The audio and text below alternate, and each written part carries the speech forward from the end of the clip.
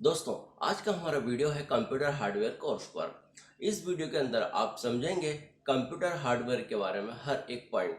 अगर आप एक कंप्यूटर हार्डवेयर इंजीनियर बनना चाहते हैं तो यह कोर्स आपके लिए बहुत ज़रूरी है, क्योंकि इस एक कोर्स के अंदर हम आपको हार्डवेयर से संबंधित हर एक छोटे से छोटा पॉइंट भी आपको समझाएंगे कि आपको एक कंप्यूटर हार्डवेयर इंजीनियर बनने के लिए किन किन बातों का ध्यान रखना पड़ता है।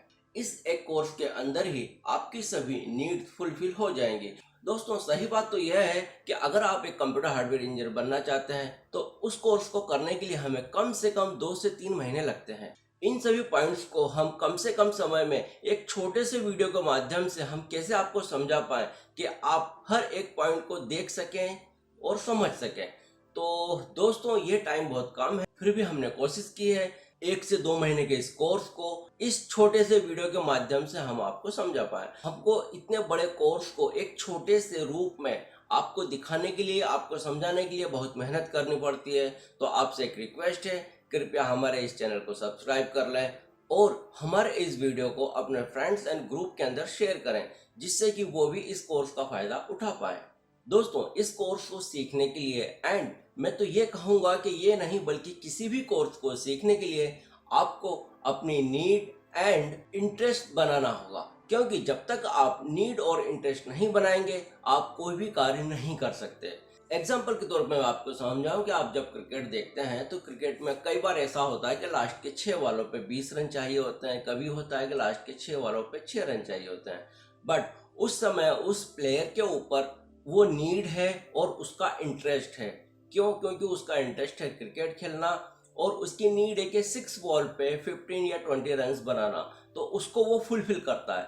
तो आपको ये नीड पैदा करनी होगी, जिससे आप इस कोर्स को शुरू से लेकर एंड तक देखें, समझें एंड इसे सीखने की कोशिश करें। क्योंकि हमारा उद्देश्य है कि हम जिस पर्पज से यह वीडियो बना रहे हैं, अगर आप इस कोर्स को देखते हैं, सीखते हैं तो हमें बहुत खुशी होगी। इस कोर्स के अंदर हम आपको क्या क्या बताने वाले हैं, इन सब का एक एजेंडा हमने बनाया है। उस एजेंडे के अंदर हम आपको पॉइंट्स बताएंगे कि क्या क्या पॉइंट्स जो हमने रखे हैं और जो हम इस वीडियो के अंदर आपको बताने वाले हैं। कोर्स का एजेंडा बताने से पहले मैं आपको यह बताऊं कि यह कोर्स किन किन के लिए हेल्पफुल हो सकता है। अगर आप एक कंप्यूटर हार्डवेयर का कोर्स करना चाहते हैं, उस कंडीशन में यह कोर्स आपके लिए बहुत फायदेमंद है। और इस एक कोर्स के अंदर आपको कंप्यूटर हार्डवेयर से रिलेटिव हर एक पॉइंट समझाया जाएगा। समझाने के साथ साथ हर एक पॉइंट प्रैक्टिकली डिस्कस किया जाएगा। हर एक चीज आपकी आंखों के सामने होगी, आप देखेंगे कि हर पॉइंट से हमने किस तरीके से प्रैक्टिकली आपको समझाया है। सेकंड, वो लोग जो ऑफिस में कार्य करते हैं और उनका काम कंप्यूटर पर होता है, आप कंप्यूटर या लैपटॉप पे कार्य करते हैं, उस कंडीशन में भी आपको यह कोर्स देखना चाहिए। इसमें हम कंप्यूटर हार्डवेयर के साथ साथ कंप्यूटर पर यूज होने वाली सेटिंग्स, कंप्यूटर को हम कैसे ऑपरेट करें, कई बार छोटे मोटे ब्रेकडाउन्स हो जाते हैं। कई बार ऐसा होता है कि हमारे कंप्यूटर को कोई सेटिंग बिगड़ जाती है या डिस्टर्ब हो जाती है और हमें इन छोटी छोटी बातों के लिए सीधे हार्डवेयर इंजीनियर को बुलाना पड़ता है, जबकि हम खुद चाहें तो इन छोटी छोटी पॉइंट्स को समझकर, सीखकर अपने कंप्यूटर की प्रॉब्लम को रिजॉल्व कर सकते हैं। तो आप जितने भी ऑफिस में काम करने वाले व्यक्ति हैं जो कंप्यूटर और लैपटॉप पे काम करते हैं, आपके लिए यह वीडियो बहुत हेल्पफुल हो सकता है। एंड नेक्स्ट बात करूंगा स्टूडेंट के लिए। आप एक स्टूडेंट हैं, आपके पास लैपटॉप या कंप्यूटर है, उस कंडीशन में भी आपके लिए यह कोर्स बहुत ही हेल्पफुल हो सकता है। आपसे मेरी रिक्वेस्ट है, प्लीज इस कोर्स को अच्छे से समझने के लिए आप एक पेन और एक डायरी लेके बैठें, जिससे जो जो पॉइंट्स हम बता रहे हैं उन सब पॉइंट्स को आप नोट डाउन करें। उसके बाद भी आपको अगर कुछ क्वेरी है या कुछ इश्यू है या आपको समझ में नहीं आ रहा है या आपको लगता है कि आपको कुछ और पॉइंट्स डिस्कस करने चाहिए, तो आप हमें कमेंट करें। हम उन हर एक कमेंट्स का आपको रिप्लाई जरूर करेंगे। दोस्तों, यह एक बेसिक कोर्स है। अगर आप एडवांस लेवल का कोर्स भी सीखना चाहते हैं तो प्लीज हमें कमेंट करें, एडवांस लेवल का कोर्स भी हम आपके लिए बनाएंगे। चलिए दोस्तों, कम समय यूज करते हुए हम समझते हैं कि आज के इस कोर्स में हम जो जो पॉइंट आपसे डिस्कस करने वाले हैं उनको एक बार ब्रीफ में समझ लें। जब आप इन पॉइंट को समझेंगे तभी आपका इंटरेस्ट बनेगा आगे के पूरे वीडियो को देखने के लिए। कम से कम जो मैं एजेंडा आपको बता रहा हूँ उस एजेंडे के पॉइंट को समझिए, देखिए और उसके बाद हम हमारा वीडियो स्टार्ट करेंगे। सबसे पहला पॉइंट रहेगा हमारा बेसिक कंप्यूटर। बेसिक कंप्यूटर के अंदर हम आपको बताएंगे बेसिक कंप्यूटर की हर एक जानकारी। देन सेकंड पॉइंट रहेगा हमारा हार्डवेयर पार्ट्स ऑफ कंप्यूटर। इस यूनिट के अंदर हम आपको बताएंगे कंप्यूटर हार्डवेयर के सभी पार्ट्स के बारे में। कंप्यूटर के कौन कौन से हार्डवेयर पार्ट्स होते हैं, किस हार्डवेयर का क्या वर्क होता है और वह किस तरीके से प्रोसेस करता है। मतलब कंप्यूटर से संबंधित सभी hardware parts, input devices, output devices and processor devices, हर एक डिवाइसेस के बारे में हम आपको यहाँ पर बताएंगे। नेक्स्ट यूनिट रहेगी हमारी assembling of computer. Assembling of computer में हम आपको बताएंगे कि एक कंप्यूटर को आप कैसे असेंबल कर सकते हैं। कंप्यूटर के जितने भी हार्डवेयर पार्ट्स हैं आप उनको कैसे कनेक्टेड करके एक पीसी को असेंबल कर सकते हैं और आपको किन किन बातों का ध्यान रखना पड़ता है जब आप एक कंप्यूटर को असेंबल करते हैं। तो हर एक चीज असेंबलिंग से संबंधित हम आपको इस यूनिट के अंदर बताएंगे, क्योंकि असेंबलिंग हार्डवेयर का एक बहुत इंपॉर्टेंट पॉइंट होता है। तो इसके अंदर हर एक चीज हम आपको आंखों देखी बताएंगे और प्रैक्टिकली उन डिवाइसेस को आपस में कनेक्टेड करके, डिस्कनेक्ट करके उनके एडवांटेज क्या है, उनको किस तरीके से यूज करना चाहिए, किसी भी कंप्यूटर को असेंबल करते समय किन किन बातों का ध्यान रखना चाहिए, इन सब पॉइंट्स को हम आज बताएंगे। यह सब होगी प्रैक्टिकल प्रोसेस जिससे कि आप देख सकें और समझ सकें। नेक्स्ट यूनिट रहेगी हमारी कंप्यूटर ट्रबल शूटिंग। आपने कंप्यूटर के हार्डवेयर पार्ट्स के बारे में हर एक चीज समझ ली, आपने कंप्यूटर भी असेंबल कर लिया।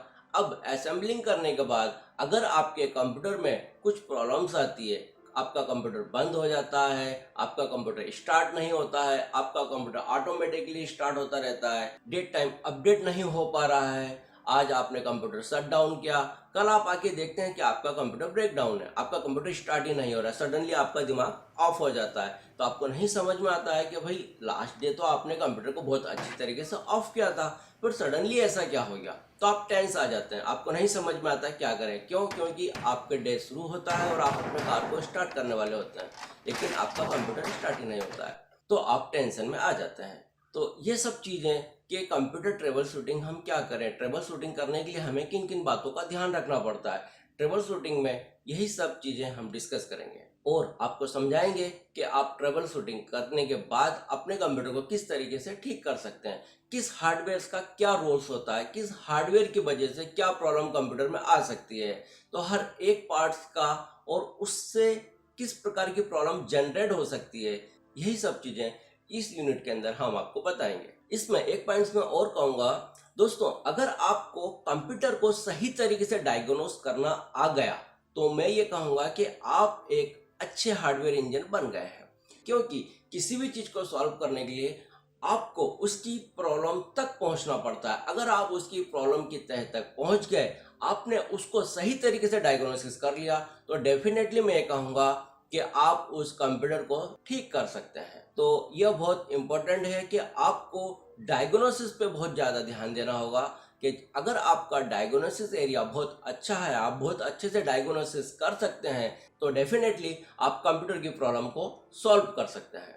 नेक्स्ट यूनिट है हमारी कंप्यूटर ऑपरेटिंग सिस्टम को इंस्टॉल करना। यहाँ पर हम समझेंगे कि विंडो 10 कंप्यूटर ऑपरेटिंग सिस्टम आप अपने कंप्यूटर या लैपटॉप में कैसे इंस्टॉल करें।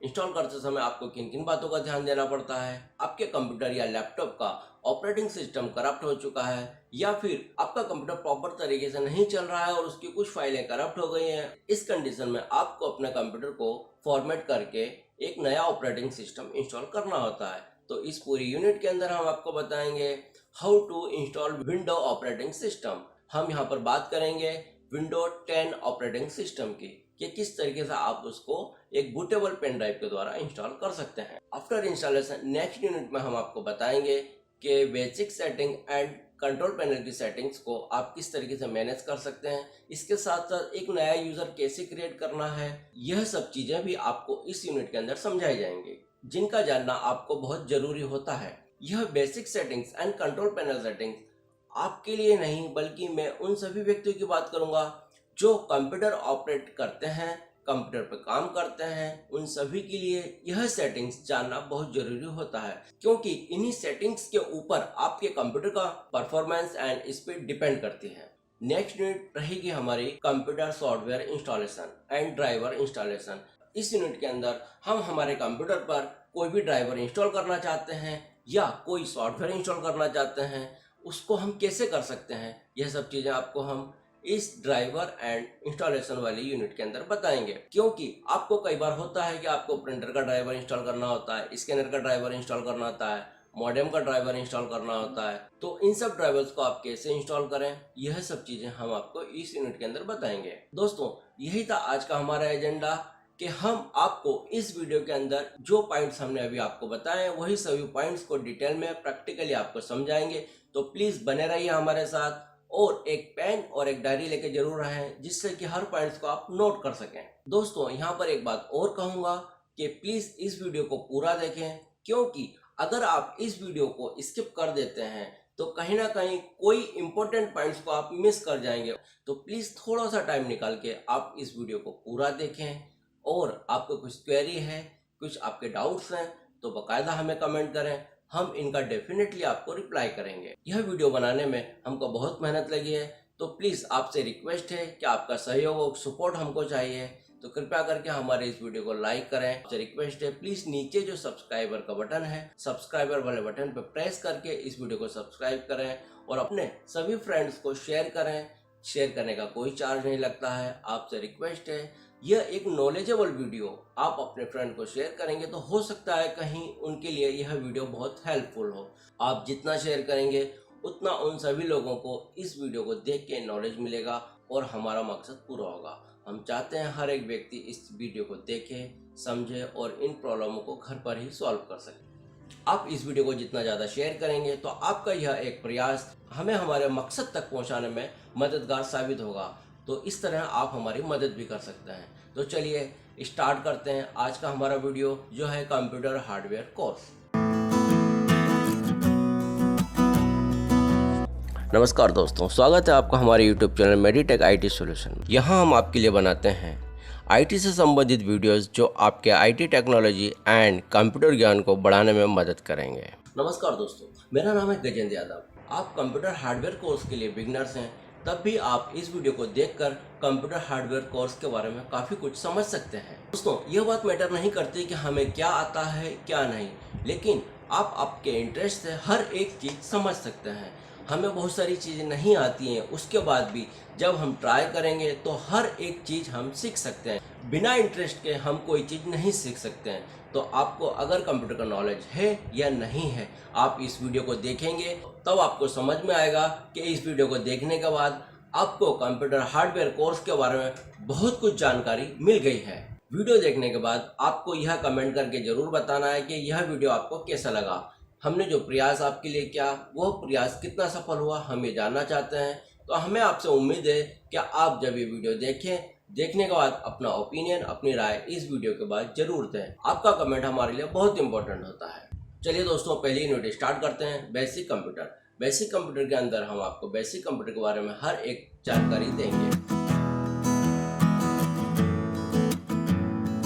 बेसिक कंप्यूटर, जिसमें हम जानेंगे full explanation of computer. Computer के डायग्राम से समझते हैं how it's work, what is a computer, computer क्या है।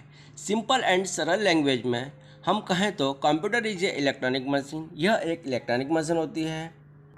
इलेक्ट्रॉनिक इसलिए क्योंकि यह इलेक्ट्रॉनिक पार्ट से बनी है और इलेक्ट्रिक के द्वारा यह चलती है। इस मशीन को डेवलप किया था सर चार्ल्स बेबेज ने इन द 19th सेंचुरी। अब बात करते हैं इसकी प्रोसेसिंग की। It take input from the input devices, then processing and give output via output devices. Simple सी बात है, जो भी इनपुट कंप्यूटर को इनपुट डिवाइसेस के द्वारा दिया जाता है, कंप्यूटर उसकी प्रोसेसिंग करता है एंड आउटपुट डिवाइसेस के द्वारा हमें आउटपुट देता है। जब तक हम कंप्यूटर को कोई इनपुट नहीं देंगे तब तक कंप्यूटर कोई भी कार्य नहीं करता। मतलब कंप्यूटर हमारी कमांड के अनुसार ही एक्शन परफॉर्म करता है। It is a set of hardware and software.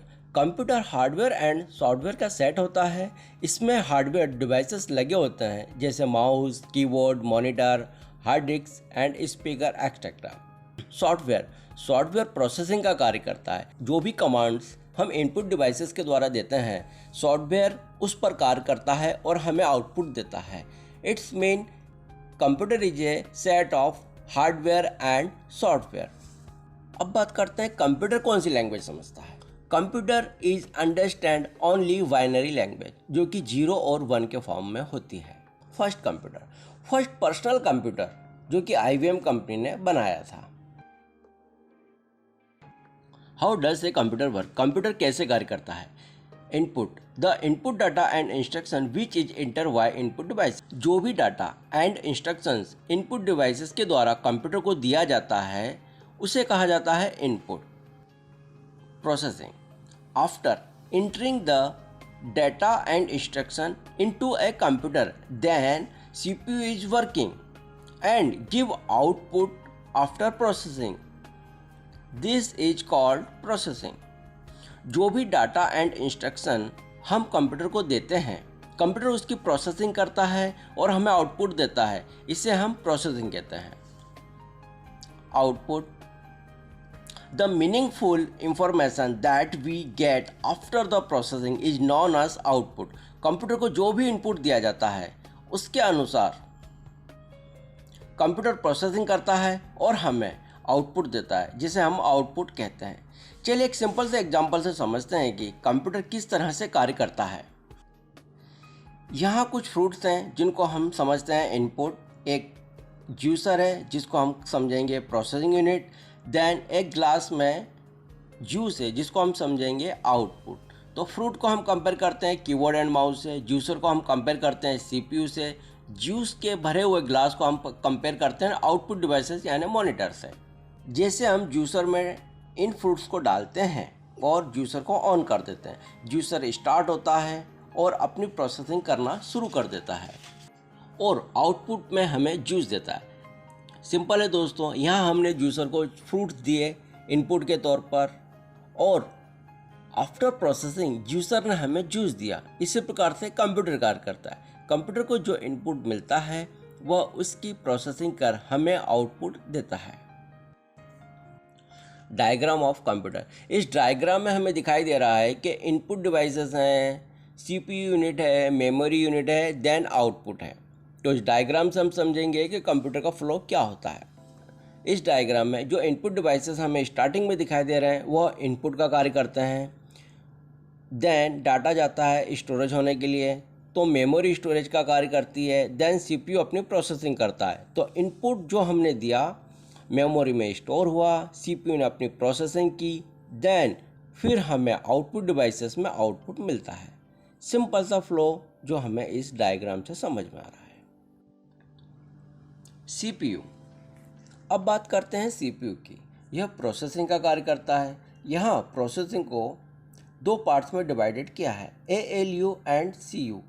ALU यानी अरिथमेटिक एंड लॉजिकल यूनिट, जो भी हम अरिथमेटिक एंड लॉजिकल ऑपरेशन करते हैं जैसे ऐड करना, डिवाइडेड करना या मल्टीप्लिकेशन करना, यह सभी ALU यूनिट के द्वारा होता है। अब बात करते हैं CU यानी कंट्रोल यूनिट की। जैसे कि हम नाम से ही समझ रहे हैं, यह पूरे कंप्यूटर को कंट्रोल करती है। सभी ऑपरेशंस इसी यूनिट के द्वारा होते हैं। यह दोनों यूनिट पूरे कंप्यूटर के ऑपरेशन को परफॉर्म करती है। मेमोरी यूनिट, मेमोरी यूनिट दो प्रकार की होती है, primary and secondary. Primary memory को मेन मेमोरी भी कहा जाता है। यह दो प्रकार की होती है, रैम एंड रोम। रैम जिसको हम कहते हैं रैंडम एक्सेस मेमोरी, यह GB में आती है, 4GB, 8GB, 16GB एक्सेट्रा। जितनी ज़्यादा कंप्यूटर की रैम होती है उतनी ही अच्छी स्पीड हमें कंप्यूटर की मिलती है। इसलिए आजकल लैपटॉप्स में, डेस्कटॉप में कम से कम 8GB मेमोरी आती है। रोम जिसको हम कहते हैं रीड ओनली मेमोरी। अब बात करते हैं सेकेंडरी मेमोरी की। इस मेमोरी का उपयोग डाटा स्टोरेज करने के लिए किया जाता है। कंप्यूटर में हार्ड डिस्क लगी होती है जिसमें पूरा डाटा स्टोर होता है। इसकी स्टोरेज करने की कैपेसिटी बहुत ज़्यादा होती है।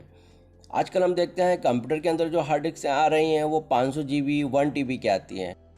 जितने ज़्यादा TB के हार्ड डिस्क हम कंप्यूटर में लगाते हैं उतना ज़्यादा डाटा हम कंप्यूटर में स्टोर कर सकते हैं। सेकेंडरी स्टोरेज के और भी एग्जांपल्स हैं जैसे फ्लॉपी डिस्क, आजकल इसका उपयोग ना के बराबर होता है। ऑप्टिकल डिस्क जैसे CD and DVD, pen drive, इसका उपयोग आजकल बहुत ज़्यादा होता है। अभी आपने समझा बेसिक कंप्यूटर। अब हम बात करते हैं hardware part of computer.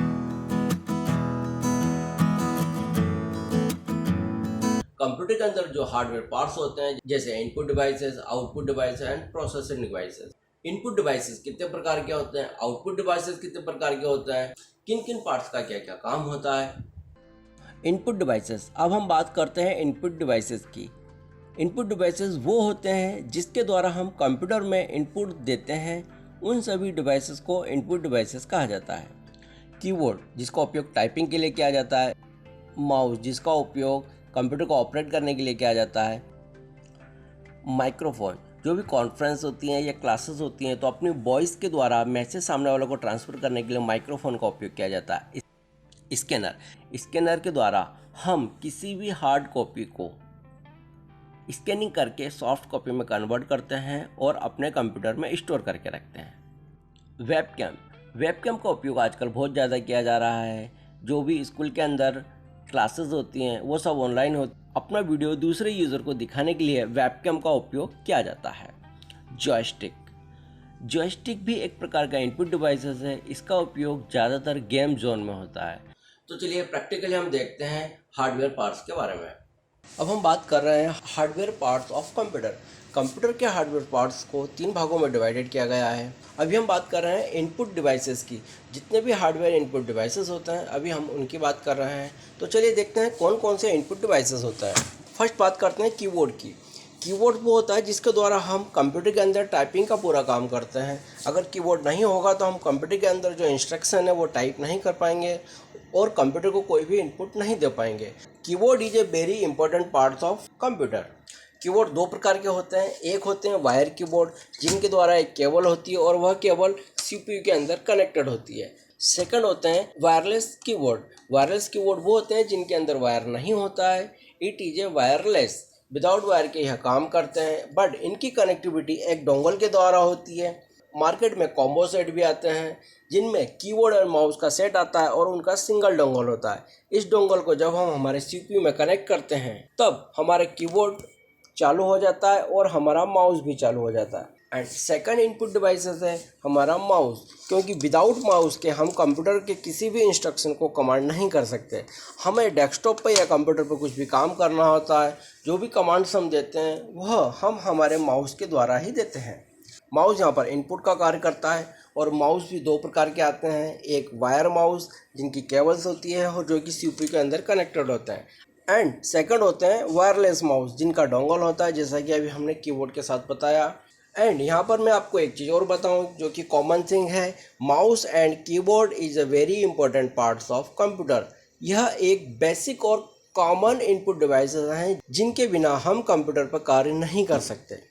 And next बात करते हैं वेबकैम। यह वेबकैम का वो बॉक्स है जो हम यूज़ करते हैं और अभी हमारा वेबकैम कहीं कनेक्टेड है और स्क्रीन पे हम आपको बता रहे हैं कि यह वेबकैम है और यह वेबकैम इनपुट का कार्य करता है। जब भी हम किसी कॉन्फ्रेंस में या वीडियो कॉलिंग या वर्चुअल कनेक्टेड होते हैं उस कंडीशन में हमारा जो वीडियो होता है वो वेबकैम के द्वारा ही आउटपुट तक पहुँचता है। तो यहाँ पर वेबकैम इज़ इनपुट डिवाइसेस।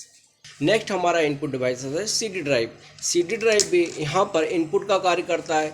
जब भी हम सीडी इसमें इंसर्ट करते हैं तब यह सीडी को रीड करके सीपीयू के द्वारा प्रोसेसिंग कर इसका डाटा हमें हमारे स्क्रीन पर दिखाई देता है। तो यहाँ पर सीडी रोम भी एक इनपुट डिवाइसेस का कार्य करता है। नेक्स्ट बात करते हैं हम स्कैनर की। स्कैनर वह डिवाइसेस है जिसके द्वारा हम किसी भी हार्ड कॉपी को सॉफ्ट कॉपी में कन्वर्ट करते हैं। हमारे पास कोई भी डॉक्यूमेंट्स है एज ए प्रिंट, उस प्रिंट की कॉपी को हम स्कैन के अंदर स्कैन करके उसकी सॉफ्ट कॉपी को हम हमारे कंप्यूटर में एज ए पीडीएफ या इमेज बनाकर रख सकते हैं। मतलब यह है कि स्कैनर भी हमारे लिए एक इनपुट डिवाइसेस का कार्य करता है और स्कैनर के द्वारा ही हम किसी भी हार्ड कॉपी को सॉफ्ट कॉपी में कन्वर्ट करते हैं। दोस्तों अभी हमने समझा इनपुट डिवाइसेस को जो कि इनपुट का कार्य करते हैं। एंड अब हम समझते हैं प्रोसेसिंग डिवाइसेस। प्रोसेसिंग यूनिट में हम बात करेंगे सीपीयू की।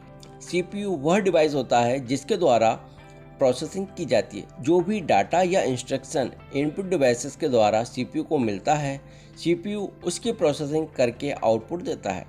सीपीयू में कई प्रकार के हार्डवेयर लगे होते हैं जैसे motherboard, processor, hard disk, RAM, SMPS, graphic card, land card etcetera. तो यह है हमारा प्रोसेसिंग डिवाइसेस यानी के CPU सेंट्रल प्रोसेसिंग यूनिट। यह CPU है और यह प्रोसेसिंग का कार्य करता है। जो भी इंस्ट्रक्शन या कमांड हम हमारे इनपुट डिवाइसेस के द्वारा हमारे कंप्यूटर को देते हैं, वह जो प्रोसेसिंग होती है वह इस CPU के द्वारा ही की जाती है। इस CPU के अंदर एक प्रोसेसर, मदरबोर्ड, SMPS, रैम्स, यह सब हार्डवेयर कनेक्टेड होते हैं। इन सब हार्डवेयर को मिलाकर ये CPU कंप्लीट होता है, यह CPU बनता है और यह कंप्यूटर की पूरी प्रोसेसिंग करता है। जो भी कमांड्स हम हमारे कंप्यूटर को देते हैं वह CPU के द्वारा ही पूरी की जाती है। मतलब प्रोसेसिंग का कार्य हमारा CPU करता है। इसीलिए CPU को ब्रेन ऑफ कंप्यूटर कहा जाता है। अब हम बात करते हैं आउटपुट डिवाइसेस की। आउटपुट डिवाइसेस वह हार्डवेयर होते हैं जिनके द्वारा हमें कंप्यूटर से आउटपुट मिलता है। जैसे मॉनिटर, जो भी हम कार्य करते हैं वह मॉनिटर के द्वारा ही हम देख सकते हैं। प्रिंटर, जो भी सॉफ्ट कॉपी है या कोई डॉक्यूमेंट है जिसके हमें हार्ड कॉपी चाहिए होती है, तो हम प्रिंटर के द्वारा उसको प्रिंट करते हैं और हार्ड कॉपी के द्वारा हम उस डॉक्यूमेंट को यूज़ कर सकते हैं। स्पीकर, स्पीकर के द्वारा कोई भी ऑडियो वॉइस हम सुन सकते हैं। जो भी क्लासेस हम अटेंड कर रहे हैं उसकी स्पीच हम पूरी स्पीकर के द्वारा सुन सकते हैं। हेडफोन, यह भी स्पीकर की तरह सेम कार्य करता है। इनपुट डिवाइसेस के द्वारा जो भी इंस्ट्रक्शन एंड कमांड दी जाती हैं, CPU उसको प्रोसेस करता है। CPU उसको प्रोसेस करके हमें हमारे मॉनिटर पे आउटपुट देता है। जो भी मॉनिटर पे हमको आउटपुट मिलता है या जो भी फाइल्स पे हम वर्क करते हैं, उन सभी फाइलों को कहा जाता है सॉफ्ट कॉपी। और यहाँ पर एक चीज़ और बताऊँ, किसी भी हार्ड कॉपी को स्कैन करके हम हमारे कंप्यूटर में जिस फाइल को सेव करते हैं वो फाइल्स होती है सॉफ्ट कॉपी। तो यहाँ पर सभी को पता है कि मॉनिटर एक आउटपुट डिवाइसेस है। अब हम नेक्स्ट आउटपुट डिवाइसेस की बात करते हैं। ये एक प्रिंटर है और प्रिंटर भी एक आउटपुट डिवाइस है। जो भी हमारे कंप्यूटर में सॉफ्ट कॉपी होती हैं, प्रिंटर के द्वारा हम उसका प्रिंट आउट निकालते हैं। मतलब हम प्रिंटर के द्वारा किसी भी सॉफ्ट कॉपी को हार्ड कॉपी बना सकते हैं। एंड यह स्पीकर्स हैं। मेरे पास अभी ये डेस्कटॉप पे छोटे स्पीकर हैं जो मैं आपको दिखा रहा हूँ। यह स्पीकर भी आप लोगों को पता होगा आउटपुट का कार्य करते हैं। एक कंप्लीट CPU बनता है इनपुट एंड आउटपुट डिवाइसेस को मिलके। कंपलसरी पार्ट्स हैं इनपुट डिवाइसेस में कीबोर्ड, माउस, आउटपुट डिवाइसेस में मॉनिटर एंड CPU जो हमारा प्रोसेसिंग का कार्य करता है। इन्हीं पार्ट्स को मिलाकर एक कंप्यूटर बनता है। दोस्तों, अभी आपने समझा कंप्यूटर हार्डवेयर पार्ट्स के बारे में। अब हम बात करते हैं असेंबलिंग ऑफ कंप्यूटर।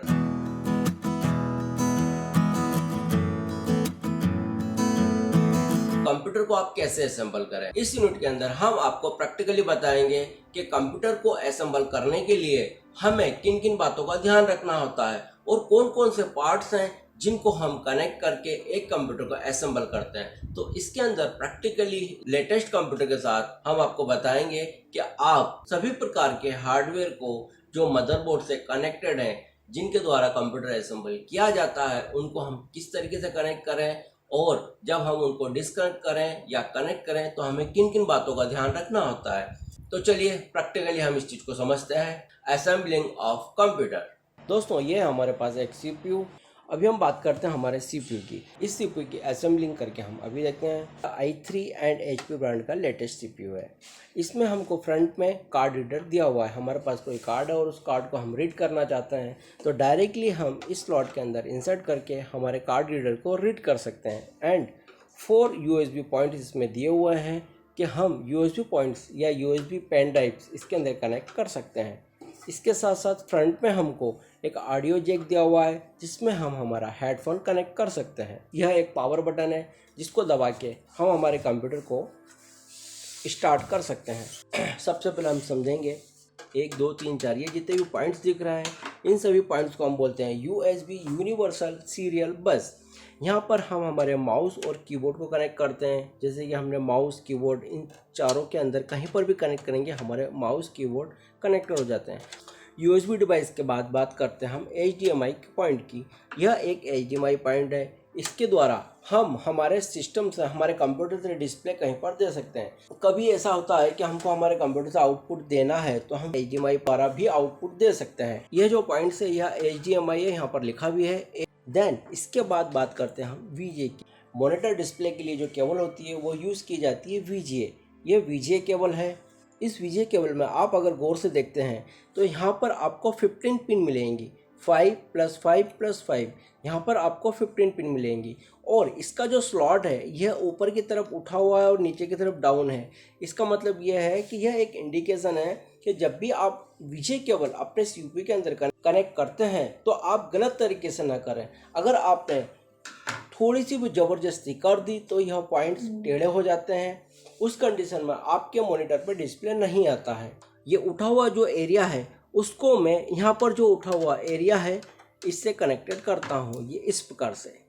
ये मैंने देखा है यहाँ पे जो उठा हुआ एरिया है इसको मैंने इस पर धीरे से सबसे पहले पॉइंट को सेट किया और जैसे ही मैं पॉइंट को सेट करता हूँ उसके बाद धीरे से प्रेस कर देता हूँ, ये कुछ इस तरीके से। और उसके बाद हम इसको प्रॉपर तरीके से टाइट कर देते हैं। और खोलते समय भी आप इस बात का ध्यान रखें कि जब भी आप इसको खोलते हैं तो पूरे स्क्रू को खोल लीजिए और धीरे से इस पॉइंट्स को हल्के हाथ से बाहर की तरफ निकालिए, जिससे कि आपके वीजे केबल का कोई भी पॉइंट्स खराब ना हो।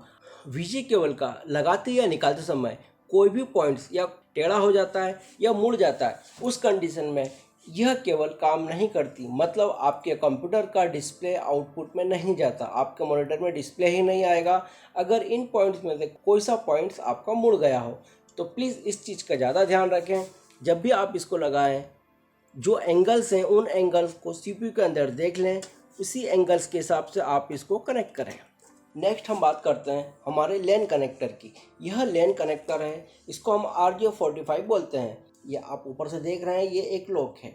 ये जैसे आप इसको लगाते हैं ये लॉक हो जाता है और जब भी आप इस कनेक्टर को निकालेंगे तो आपको यह लॉक प्रेस करना होगा। जैसे आप इसको प्रेस करते हैं और बाहर की तरफ खींचते हैं, उस कंडीशन में आपका RJ45 कनेक्टर डिस्कनेक्ट हो जाता है। ये जो एंगल वाला पॉइंट्स है इसको देखते हुए हम हमारे कंप्यूटर के लेन पॉइंट्स में इसको लगाते हैं। आप देखेंगे जब मैं इसको लगाऊंगा उस समय हल्का सा टिक करके एक साउंड आता है, ये इसका मतलब कि यह प्रॉपर कनेक्टेड हो गया है।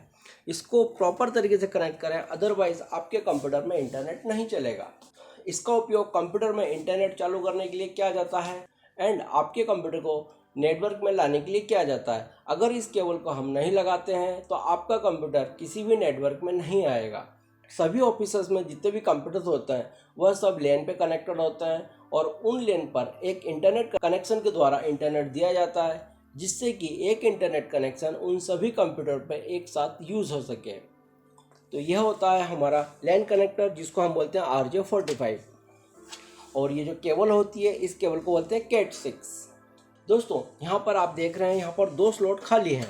हम चाहें तो यहाँ पर ग्राफिकल कार्ड्स लगा सकते हैं। अगर हम हमारे कंप्यूटर से प्रिंटर को कनेक्ट करते हैं या स्कैनर को कनेक्ट करते हैं, उन स्कैनर और प्रिंटर की केबल भी एज ए USB यहाँ पर कनेक्ट होती है। ये USB केबल ही रहती है जो यहाँ पर कनेक्ट होती है। ये ऊपर आपको दिखाई दे रहे हैं, ये है ऑडियो जैक, जिनका उपयोग ऑडियो के लिए किया जाता है। जो भी हमारा स्पीकर एंड माइक है, हम उन स्पीकर एंड माइक को यहाँ पर कनेक्ट कर सकते हैं। एंड इसके बाद हम बात करते हैं हमारे पावर सप्लाई की। आप लोगों से एक रिक्वेस्ट है, आप जब पूरे पीछे की तरफ के पूरे कनेक्टर कनेक्ट कर दें उसके बाद ही पावर सप्लाई दें। ये देखिए ये पावर सप्लाई है, इसमें भी 3 पॉइंट्स हैं, 1 2 3, और इन 3 पॉइंट्स को बहुत ही ईजीली तरीके से हम यहाँ पर कनेक्ट कर सकते हैं। ये देखिए ये हमारा पावर सप्लाई है और इस पावर सप्लाई को हमने यहाँ पर ये कनेक्ट कर दिया है। यस, इसको ये टाइट कर दीजिए। और आपको फिर से मैं बोल रहा हूँ कि सभी पॉइंट्स कनेक्ट करने के बाद ही आप सबसे लास्ट में पावर सप्लाई को कनेक्ट करें। तो दोस्तों ये हमने समझा कि कंप्यूटर का आउटसाइड में जितने भी पॉइंट्स हैं उन सभी पॉइंट्स को कनेक्ट करना और उनमें कौन कौन सा हार्डवेयर कनेक्टेड होते हैं। वीजे केवल हमारे मॉनिटर की पिन है जो भी हमें आउटपुट का डिस्प्ले देती है। यहाँ पर हम हमारे माइक और स्पीकर लगाते हैं। इन USB पॉइंट्स के अंदर हम सभी प्रिंटर, माउस, कीबोर्ड सभी पॉइंट्स हम यहाँ पर लगा सकते हैं। यह हमारे एक लैन केबल है RJ45 की। इस लैन केबल को हमारे लैन वाले कनेक्टर में कनेक्ट कर दिया है एंड सबसे बाद में हमने दी है पावर सप्लाई। अब हम बात करते हैं हमारे कंप्यूटर के इंटरनल पार्ट्स की। दोस्तों जब हम कंप्यूटर को ओपन करेंगे उस समय हमें इस चीज़ का ध्यान रखना होगा कि कंप्यूटर के जिस साइड में हमारे सभी हार्डवेयर्स कनेक्ट होते हैं इस वाले एरिया को हमको नहीं खोलना है। हम जो एरिया खोलेंगे इन हार्डवेयर के जस्ट जो अपोजिट वाला एरिया होता है, इस वाले एरिया को हम ओपन करेंगे। तो देखिए यहाँ पर एक ये स्क्रू है।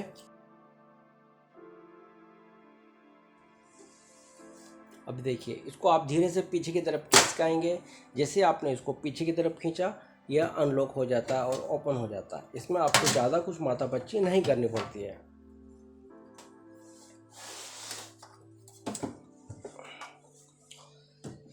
ये देखिए दोस्तों, यह है एक i3 CPU HP ब्रांड का, जो कि लेटेस्ट है और यह बहुत ही छोटे साइज का CPU है। अभी हमने इसमें 2 हार्ड डिस्क लगा रखे हैं और जितने भी नए CPU आ रहे हैं वह कॉम्पैक्ट आ रहे हैं और बहुत ही सिस्टमेटिक उनके पार्ट्स होते हैं और प्रॉपर तरीके से कनेक्टेड होते हैं।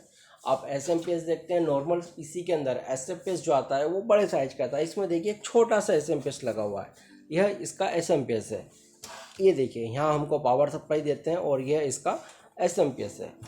दोस्तों अभी जितने भी लेटेस्ट में CPU आ रहे हैं वो बहुत कॉम्पैक्ट आ रहे हैं और उनका ओपन करने का तरीका भी बहुत ही अलग है। आपने अभी तक इससे पहले YouTube में जो भी वीडियो देखे हैं वह हमारे बड़े साइज के जो CPU होते हैं उन पर बेस्ड हैं। अभी मैं जो आपको बता रहा हूँ वो एक लेटेस्ट CPU है, एक कॉम्पैक्ट लेटेस्ट मिनी CPU है।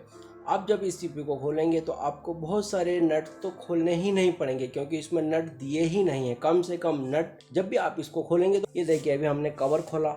कवर खोलने के बाद हम इसको धीरे से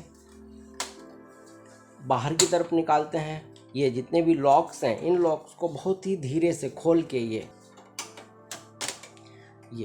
धीरे से खोल के बाहर की तरफ निकालते हैं। ये हमारा कवर बाहर निकल गया। ये देखिए ये हमारे CPU का फ्रंट का एरिया है। इस ढक्कन खोलने के बाद हम इसको धीरे से ऊपर उठाएंगे और जो यहाँ से अनलॉक था वो अनलॉक होके ऊपर की तरफ आ जाएगा और यह हमारा CPU। ये देखिए दोस्तों, इसको खोलना बहुत टिपिकल है, बट आपको हर एक चीज़ में इसमें बताऊंगा। ये देखिए ये हमने ओपन किया है। इसके अंदर हमारी दोनों हार्ड डिस्क लगी हुई है। इस CPU के अंदर हमारे एक SSD हार्ड डिस्क लगी हुई है और एक नॉर्मल हार्ड डिस्क लगी हुई है। यह हमारी 3 TB की नॉर्मल हार्ड डिस्क है और यह हमारा 240 GB की SSD हार्ड डिस्क है। SSD हार्ड डिस्क लगाने से आपके कंप्यूटर की स्पीड बहुत अच्छी हो जाती है और आपको हैंग और स्लो होने का इशू नहीं होता है। तो अभी हमने हमारे कंप्यूटर को जो दिखाया है उसमें एक SSD हार्ड डिस्क है एंड एक नॉर्मल हार्ड डिस्क है। ये अभी हमने SSD का कनेक्टर ओपन किया है। ये है पावर सप्लाई। पावर सप्लाई को भी हम धीरे से निकाल देंगे एंड सेकंड हार्ड डिस्क है उसके अंदर भी जो साटा कनेक्टर लगा हुआ है उस कनेक्टर को भी धीरे से प्रेस करके हम बाहर की तरफ निकाल देते हैं। ये एक और जो पावर सप्लाई है हम इसको भी यहाँ पर धीरे से निकाल देते हैं। अब देखिए ये पूरा की पूरा स्लॉट बाहर आ गया है। इस स्लॉट के अंदर एक SSD हार्ड डिस्क और एक नॉर्मल हार्ड डिस्क, दोनों हार्ड डिस्क से कनेक्टेड है। आजकल के जो लेटेस्ट CPU दोस्तों वो इस प्रकार से आ रहे हैं। आपको इनको खोलने में बहुत ही सावधानी का ध्यान रखना होगा। अभी हमने देखा कि हमने SSD हार्ड डिस्क और नॉर्मल हार्ड डिस्क को यहाँ से निकाल दिया है। अब ये कनेक्टर हैं जो साटा केबल्स हैं, इनको धीरे से प्रेस करके आप निकाल लेते हैं। जब भी आप इनको कनेक्ट करते हैं तो आप इनमें देखेंगे एक L शेप का एंगल बना होता है। इसी L शेप के एंगल में आप इनको कनेक्ट करते हैं। तो इस केबल को मैंने निकाला है, मैं इसको फिर से कनेक्ट कर देता हूँ। ये साटा केबल मैंने कनेक्ट कर दिए है। एक और साटा केबल हमारे यहाँ पर लगी है क्योंकि हमारे इसमें 2 हार्ड डिस्क लगी हुई हैं तो दोनों की साटा केबल्स यहाँ पर हैं। अभी हमने बताया दोनों साटा केबल्स को निकाल के एंड अब SMPS की पावर सप्लाई हम समझते हैं। इससे पहले आपने देखी कि 24 पिन की पावर सप्लाई, बट यह एक लेटेस्ट CPU है और इस CPU के अंदर हम आपको दिखाएंगे। एंड सेकंड हम देख रहे हैं जो हमारी मेन पावर सप्लाई है वो यह है। इस पावर सप्लाई को जैसे ही हम प्रेस करके निकालते हैं और ये डिस्कनेक्ट हो जाती है। ये देखिए ये है हमारी पावर सप्लाई। इसके अंदर ओनली 4 पिन है। इससे पहले आपने 24 पिन की पावर सप्लाई देखी है। SMPS में से एक पावर सप्लाई ये आई है जिसको हमने निकाला और यहाँ पे लगा दिया। ये देखिए इसके अंदर हम ये पावर सप्लाई कनेक्ट कर देते हैं। SMPS से जो दूसरी केबल जा रही है वो जा रही है हमारे SMPS हमारे मदरबोर्ड के ऊपर, जो कि 4 पिन की कनेक्टिविटी है। इसको भी आप जैसे ही प्रेस करके निकालते हैं, ये देखिए इसको भी आप प्रेस करके निकाल लीजिए। यहाँ पर भी एक लॉक होता है, ये इस प्रकार से ये देखिए ये यहाँ पर लॉक हो जाती है। इनको डिस्कनेक्ट करके हम फिर से कनेक्ट कर देते हैं। ये देखिए SMPS से अभी हमने जितनी भी कनेक्टिविटी थी वो डिस्कनेक्ट करके फिर से कनेक्ट करके आपको बता दी है। अब जो SATA केबल वो भी हमने आपको डिस्कनेक्ट करके कनेक्ट करके बता दिए है। अब मदरबोर्ड से यह एक आउटपुट पावर जा रहा है जो हमारे हार्ड डिस्क के अंदर पावर का काम कर रहा है। इससे पहले आपने देखा होगा कि SMPS के द्वारा ही पावर सप्लाई मिलती है, वह पावर सप्लाई। बट इस मदरबोर्ड के अंदर थोड़ा सा अलग और न्यू सिस्टम्स है। इसमें हमने जो पावर सप्लाई दी उसके बाद यहाँ से हम आउटपुट लेते हैं और हमारे हार्ड डिस्क की दोनों हार्ड डिस्क के अंदर इस पावर स्लॉट के द्वारा हम पावर दे देते हैं। मतलब हमने यहाँ से पावर लिया और हमारे SSD और HD हार्ड डिस्क के अंदर कनेक्ट कर दिया। यह एक SMPS है जिसके बारे में हमने अभी जाना। यह हमारे लिए पावर का कार्य करता है। जो भी हार्ड डिस्क यहाँ पे कनेक्टेड थी उनके अंदर सभी सॉफ्टवेयर इंस्टॉल रहते हैं। हमारा जो डाटा रहता है हार्ड डिस्क के अंदर ही रहता है। एंड आजकल जो SSD हार्ड डिस्क आ रही है उसकी speed normal HD hard disk से बहुत ज़्यादा अच्छी होती है। तो हार्ड डिस्क हमारा सॉफ्टवेयर और डाटा स्टोरेज करने का कार्य करती है। पावर सप्लाई का हमने समझ लिया, हार्ड डिस्क का हमने समझ लिया। ये है रैम। ये जो ग्रीन कलर का आपको स्लॉट दिखाई दे रहा है, ये देखिए, ये जो ग्रीन कलर का आपको स्लॉट दिखाई दे रहा है, इसको जैसे ही आप दोनों तरफ से प्रेस करेंगे, प्रेस करते से ही आपकी रैम बाहर आ जाती है। ये देखिए, ये हमारी रैम है और यह 4GB की रैम है। यहाँ पे हर एक पॉइंट डिटेल में लिखा होता है। यह 4GB की रैम है। इस रैम को लगाते और निकालते समय आपको कुछ बातों का ध्यान रखना होगा। रैम का एक एंगल छोटा होता है, दूसरा एंगल बड़ा होता है, इसलिए आपको हमेशा रैम को निकालते और लगाते समय नीचे एक स्लॉट दिया होता है, इस स्लॉट के बराबर में उसको इंसर्ट करना होता है। अगर आप इसको गलत तरीके से प्रेस करेंगे तो यह रैम टूट भी सकती है, इसलिए ध्यान दीजिए। ये देखिए, यह हमारी रैम, और जैसे ही हम ऊपर से इसको प्रेस करते हैं तब यह प्रेस हो जाती है। कई बार ऐसा होता है हमारे CPU के अंदर प्रॉब्लम आती है। उस कंडीशन में आप रैम को, इस वाले एरिया को जो कि गोल्डन दिखाई दे रहा है, एक जो इरेज़र आता है, रबड़ आती है, उससे आप इसको साफ़ कर सकते हैं। ये इसको मैंने यहाँ पे लिया और ऊपर से धीरे से प्रेस कर देता हूँ और ये दोनों एंगल से हमारी रैम लॉक हो चुकी है। इस चीज़ का ध्यान रहे कि रैम हमारी प्रॉपर तरीके से लॉक हो जानी चाहिए। अब बात आती है important part of CPU।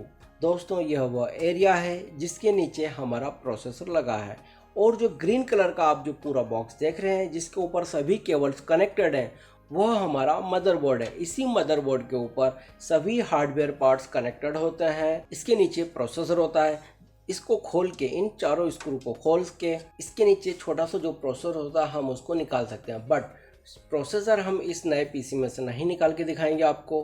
Processor दिखाने के लिए हम आपके लिए जो एक दूसरा रनिंग PC है हम उसका उपयोग करेंगे। अब यहाँ पर मैं आपको एक चीज़ बताऊँ, ये जो 2 स्लॉट मैंने आपको बताए थे, यहाँ पर हम हमारा ग्राफिक्स कार्ड लगा सकते हैं। जब हम इनको यहाँ से निकाल देते हैं, निकालने के बाद ये जो स्लॉट्स हैं, इन दोनों स्लॉट को हम यूज़ कर सकते हैं। दोस्तों, अभी हमने इसको खोल के देखा और इसके हर एक पार्ट्स को डिस्कनेक्ट करके कनेक्ट करके देखा। बस सिर्फ हमने हमारे प्रोसेसर को डिस्कनेक्ट नहीं किया है।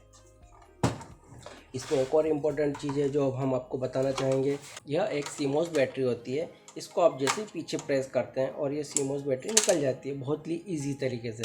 कभी भी इसको निकालने का आप जोर या ज़बरदस्ती ना करें। और आपके कंप्यूटर के अंदर अगर कभी टाइम अपडेट नहीं हो रहा है तो आप CMOS बैटरी चेंज कर सकते हैं। इसको लगाने के लिए भी आप बहुत ही ईजी तरीके से, जो लॉक है, ये जो लॉक है, यहाँ पर आप इसको लगाइए और धीरे से प्रेस कर दीजिए। ये आपकी बैटरी कनेक्टेड हो जाती है। दोस्तों, जैसे कि पुराने CPU में हमने देखा कि बाहर के जो स्लॉट होते थे एंड फ्रंट का जो बटन था पावर सप्लाई देने के या हार्ड डिस्क के या LED इंडिकेशन के, उनकी सबकी केबल्स हमको अंदर की तरफ कनेक्ट करनी होती थी। बट इसमें ऐसा नहीं है। इन नए PCs में ये सब कुछ चीज़ें इनबिल्ट हो गई हैं, तो वह केबल्स इनमें है ही नहीं। इस वजह से वह केबल्स मैं आपको नहीं दिखा पा रहा हूँ। अब देखिए, ये हमने निकाल लिया है। अब हम इसको फिर से कनेक्ट कर देते हैं।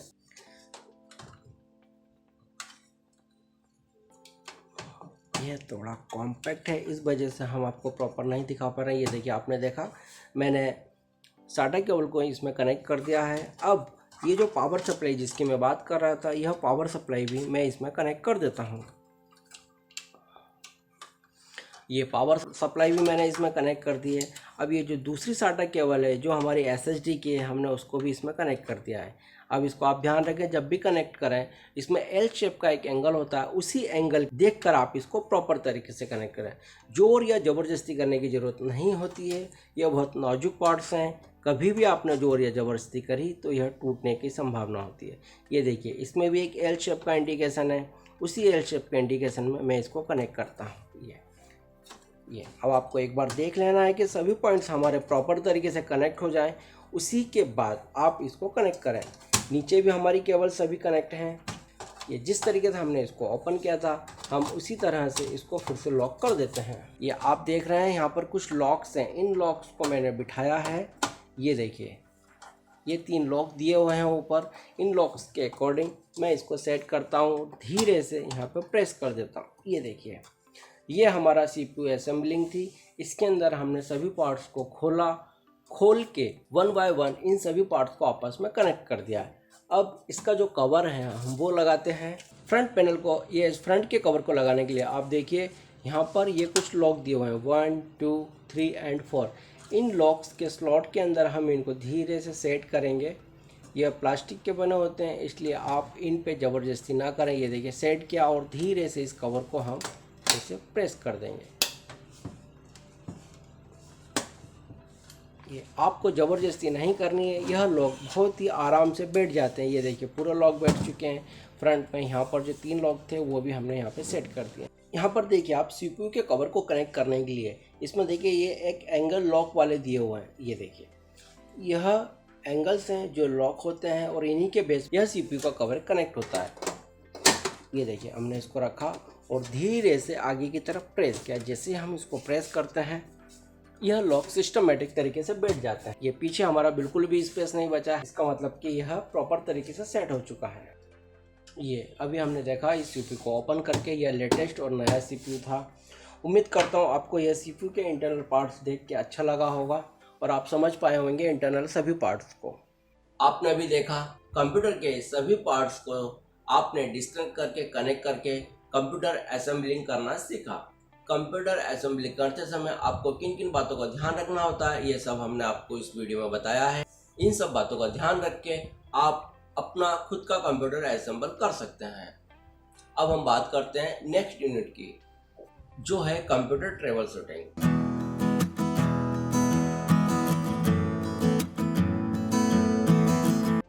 कंप्यूटर ट्रबल शूटिंग के अंदर हमारे कंप्यूटर में आई हुई प्रॉब्लम्स के बारे में हम समझेंगे कि हमारे कंप्यूटर में क्या क्या प्रॉब्लम्स आ सकती है और उन प्रॉब्लम्स के लिए हमें कंप्यूटर के किन किन पॉइंट्स पर ध्यान देना होता है, कंप्यूटर के किन किन पार्ट्स को समझना होता है कि किस पार्ट से हमारे कंप्यूटर में क्या प्रॉब्लम आ रही है। तो यह एक डायग्नोसिस का एरिया है। आपको हर एक हार्डवेयर पार्ट्स के बारे में जानकारी होना चाहिए। हर एक हार्डवेयर पार्ट्स का आउटपुट क्या है, उसके बंद होने से आपके कंप्यूटर में क्या प्रॉब्लम आ सकती है, यह सब चीज़ें आपको देखनी होंगी। और इसके साथ साथ आपको ये भी समझना पड़ेगा कि अगर आपके कंप्यूटर में प्रॉब्लम आई है तो उसका रीज़न जरूरी नहीं किसी एक हार्डवेयर से हो। कंप्यूटर में प्रॉब्लम आती है तो सही डायग्नोसिस के साथ हम उस एक हार्डवेयर तक पहुंच सकते हैं। अदरवाइज हमें 2-3 ट्रबल शूटिंग करने पड़ते हैं, उसके बाद हम कंप्यूटर की प्रॉब्लम को सॉल्व कर पाते हैं। तो कंप्यूटर ट्रबल शूटिंग में हर एक हार्डवेयर पार्ट्स और आप उस कंप्यूटर को कैसे ट्रबल शूट कर सकें, यही सब चीज़ें हम आपको इस यूनिट में बता रहे हैं। तो चलिए दोस्तों, इसको भी हम प्रैक्टिकली समझते हैं। कंप्यूटर की असेंबलिंग समझने से पहले मैं आपको एक चीज़ और बताना चाहूँगा कि जब भी आपके कंप्यूटर में कुछ भी प्रॉब्लम आती है, वह बंद हो जाता है या रिस्टार्ट होता रहता है या कोई भी या डिस्प्ले नहीं आ रहा है या किसी भी प्रकार का कोई इशू आता है, तो सबसे पहले आप उसकी डस्ट क्लीन कर लीजिए। CPU को डिस्कनेक्ट करिए, डिस्कनेक्ट करके आपके पास एक ब्लोअर रखिए और ब्लोअर के द्वारा उसकी डस्ट क्लीन प्रॉपर तरीके से कर लीजिए। उसके बाद आप कनेक्ट कीजिए। कई बार होता है कि डस्ट की वजह से भी आपका सिस्टम में प्रॉब्लम आ जाती है। प्रॉपर तरीके से डस्ट क्लीन कीजिए, रैम को क्लीन करके लगा दीजिए और एक बार स्टार्ट करके देख लीजिए। अब हम बात कर रहे हैं कंप्यूटर ट्रबल शूट की। दोस्तों, सबसे पहले हमको यह जानना होगा कि ट्रबल शूटिंग होती क्या है। ट्रबल शूटिंग का मतलब होता है कि हमारे कंप्यूटर में किसी कारण से कोई प्रॉब्लम आई है और हमारा कंप्यूटर बंद हो गया है। अब उस बंद कंप्यूटर को या जो भी प्रॉब्लम आई है उस प्रॉब्लम को हम कैसे समझ पाएँ, कैसे रेक्टिफाई कर पाएँ। ट्रबल शूटिंग में हम यही समझेंगे। अभी हमने HP का एक ब्रांडेड CPU लिया है एंड इस CPU के अंदर हम एक एक पार्ट्स के बारे में समझेंगे। अब ट्रबल शूटिंग के लिए सबसे पहले हमारे थॉट क्लियर होने चाहिए। हमको पता होना चाहिए कि कंप्यूटर में जितने भी हार्डवेयर पार्ट्स लगे होते हैं, मतलब कंप्यूटर के अंदर जितने भी हार्डवेयर पार्ट्स लगे हैं, जैसे कि SMPS, फैन के नीचे जो प्रोसेसर है, प्रोसेसर के बाद जो हमारा मदरबोर्ड है, motherboard and RAMs, hard disk, इन सब हार्डवेयर्स का हमारे कंप्यूटर में क्या क्या उपयोग है। क्योंकि जब तक हम इन हार्डवेयर की उपयोगिता को, यूज़ को नहीं समझेंगे, जब तक हम अपनी प्रॉब्लम को रेक्टिफाई नहीं कर सकते, मतलब हम अपने कंप्यूटर को ट्रबल शूट नहीं कर सकते। क्योंकि हमें पता ही नहीं है कि हमारे कंप्यूटर में जो भी हार्डवेयर पार्ट्स लगे हैं उनका क्या रोल है। इसके साथ साथ हमको यह भी पता होना चाहिए कि कंप्यूटर में जो बेसिक्स प्रॉब्लम्स आती हैं, जैसे कंप्यूटर बंद हो गया या हमारा कंप्यूटर ऑटोमेटिकली रिस्टार्ट हो रहा है, कंप्यूटर का डेट और टाइम्स ऑटोमेटिक अपडेट नहीं हो रहा है, या किसी कारण से कंप्यूटर चलता है और वो कुछ समय बाद बंद हो जाता है। ये जो प्रॉब्लम्स आती हैं इनका मेन रीज़न क्या है, किस पार्ट्स पे हम सोचेंगे, किस पार्ट्स के बारे में हम जानेंगे कि हाँ इस पार्ट्स की वजह से यह प्रॉब्लम आ सकती है, या फिर ये पर्टिकुलर प्रॉब्लम इस पार्ट की ख़राब होने की वजह से आ सकती है। तो दोनों चीज़ों को हमको समझना होगा। हमको यह भी समझना होगा कि कंप्यूटर में किस पार्ट का क्या रोल है और उसके ख़राब होने से हमारे कंप्यूटर में क्या प्रॉब्लम आ सकती है। इसके साथ साथ हमको यह भी जानना होगा कि हमारे कंप्यूटर में जो प्रॉब्लम आ रही है उसका रीज़न क्या है, वो किस पार्ट से लिंक्ड है। तो चलिए प्रैक्टिकली हम इस चीज़ को समझते हैं और समझते हैं एक एक पार्ट्स के बारे में। दोस्तों, सबसे पहले हम बात करेंगे हमारी पावर सप्लाई की। कंप्यूटर के अंदर जब हम यहाँ से पावर सप्लाई देते हैं तो ये DC बोर्ड में हमारे कंप्यूटर को पावर सप्लाई देता है और इसकी पावर सप्लाई सीधे हमारे मदरबोर्ड पे जाती है। जो पिन आपको दिखाई दे रही है, ये इस पिन को निकालने के लिए हमें इसमें एक हल्का सा लॉक होता है। उस लॉक को जैसे ही हम दबाते हैं और इस पिन को ऊपर की तरफ खींचते हैं तो यह पिन बहुत ही ईजी तरीके से बाहर आ जाती है। ये देखिए, ये इसका एक लॉक है। 24 पॉइंट पिन होती है जिसके द्वारा हम अपने मदरबोर्ड में पावर सप्लाई देते हैं। जो भी हार्डवेयर हम हमारे कंप्यूटर में लगाते हैं उन सबको पावर सप्लाई देनी होती है। तो ये देखिए, ये एक पावर सप्लाई है जो हमारे हार्ड डिस्क के अंदर गई है। ये इसको धीरे से पकड़ के ऊपर की तरफ खींच लेंगे। अभी हमने समझा पावर सप्लाई को, यानी कि SMPS को।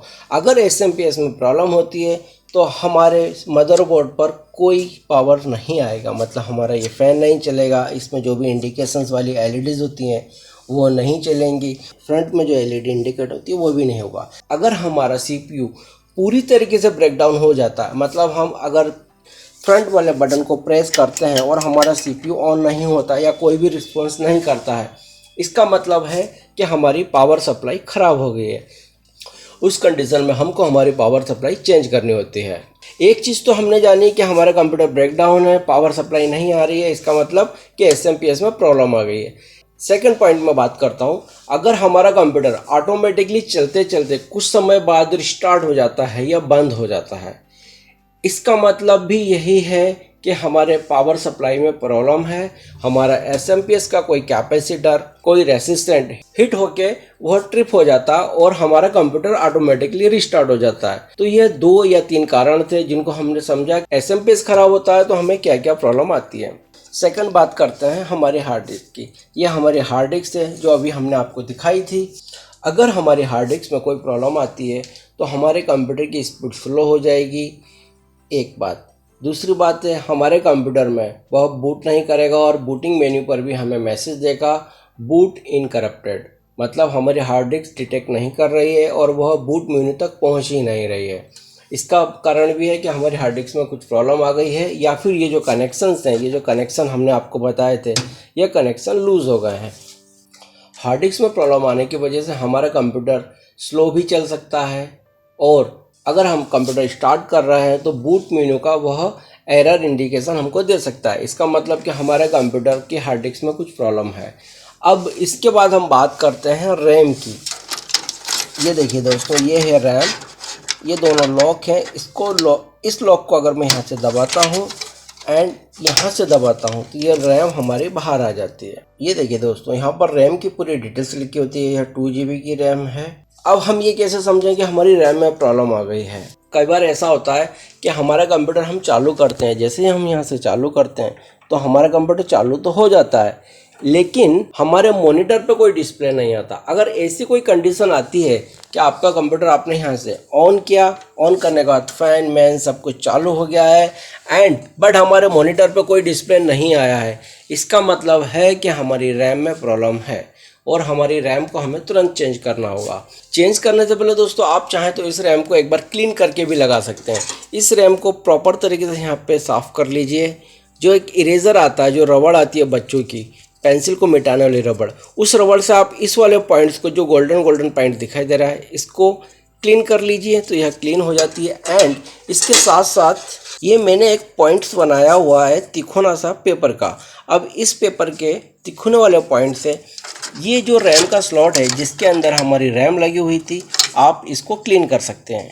ये जैसे ही स्लॉट के अंदर आप पेपर के पॉइंट को ले जाएंगे और वहाँ से अंदर का जो पॉइंट्स है इसको बहुत अच्छे तरीके से आप क्लीन कर लीजिए। ये देखिए, इसको हमने क्लीन कर लिया। क्लीन करने के बाद हम ये रैम फिर से इसमें कनेक्ट कर देते हैं। ये देखिए, ये हमने रैम दोनों तरफ से टाइट कर दी है। जितनी भी रैम आपके CPU में लगी है, आप उन दोनों रैमों को निकाल कर उसको क्लीन करके वापस लगा दीजिए। इसके बाद आप अपने कंप्यूटर को फिर से चालू कर दीजिए। ऐसा करने पर 90% चांस होता है कि आपका कंप्यूटर जो डिस्प्ले नहीं आया है वो चालू हो जाता है। अक्सर बरसात के मौसम में इस टाइप की प्रॉब्लम्स होती हैं कि मॉइस्चर की वजह से हमारे रैम की जो लेयर है उस पर मॉइस्चर लग जाता है और हमारे मॉनिटर के अंदर डिस्प्ले आना बंद हो जाता है। तो अगर ऐसा होता है कि आपका कंप्यूटर, आपका CPU चालू है, मॉनिटर पर डिस्प्ले नहीं आ रहा है, तो सबसे पहले आप अपनी रैम को निकालिए और रैम को निकाल के साफ़ करके फिर से लगा दीजिए। उसके बाद भी अगर यह प्रॉब्लम सॉल्व नहीं होती है और 2 रैम आपके CPU के अंदर लगी हैं, तो 1 बाय 1 एक एक रैम लगाकर आप अपने CPU को बूट करके चेक करें। और अगर सिंगल ही रैम लगी है तो फिर आपको एक नई रैम लगा के चेक करना होगा। नेक्स्ट बात करते हैं दोस्तों CMOS बैटरी की। इसको हम निकाल के देखते हैं। ये जो पॉइंट आपको दिख रहा है, आप इसको धीरे से पेचकस से प्रेस करेंगे तो CMOS बैटरी बाहर की तरफ आ जाएगी। ये देखिए, ये हमारी CMOS बैटरी बाहर आ गई है और हम इसको धीरे से निकाल लेते हैं। ये देखिए, ये हमारी CMOS बैटरी है। इस बैटरी का उपयोग होता है कि यह बायो सेटिंग को अपडेट रखती है एंड हमारे कंप्यूटर के अंदर जो डेट और टाइम होता है वह इसी बैटरी के द्वारा अपडेट होता है। इसके ख़राब होने से होगा यह कि आपके कंप्यूटर का जो डेट और टाइम है वह अपडेट नहीं होगा। आज आपने कंप्यूटर शट डाउन किया, जब आप नेक्स्ट आके देखते हैं तो उसमें फिर से वही पुराना टाइम आ जाता है। इसका मतलब यह है कि ये जो CMOS बैटरी है यह ख़राब हो चुकी है, आपको इसमें नई बैटरी डालनी होगी। और आप इस बैटरी को डालने के लिए धीरे से इसको, ये जो एंगल है यहाँ पर लगा के धीरे से प्रेस कर दें, ये आपकी बैटरी लग जाती है। और उसके बाद विंडो की सेटिंग में जाके आप डेट और टाइम को सेट कर सकते हैं।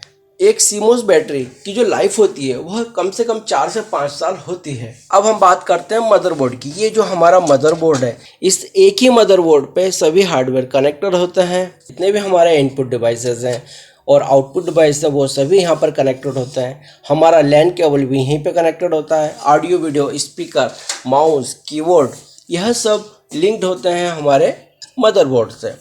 और मदरबोर्ड के चांसेस बहुत कम होते हैं ख़राब होने के। मदरबोर्ड में कभी प्रॉब्लम आती है तो हमारा कंप्यूटर हैंग होता रहेगा या फिर बहुत ही स्लो चलेगा। ये सब हार्डवेयर चेक करने के बाद भी हमारे कंप्यूटर की प्रॉब्लम सॉल्व नहीं होगी। उस कंडीशन में हमको हमारे हार्डवेयर इंजीनियर, जो अपना मदरबोर्ड एक्सपर्ट होते हैं, उनको एक बार मदरबोर्ड दिखाना होगा।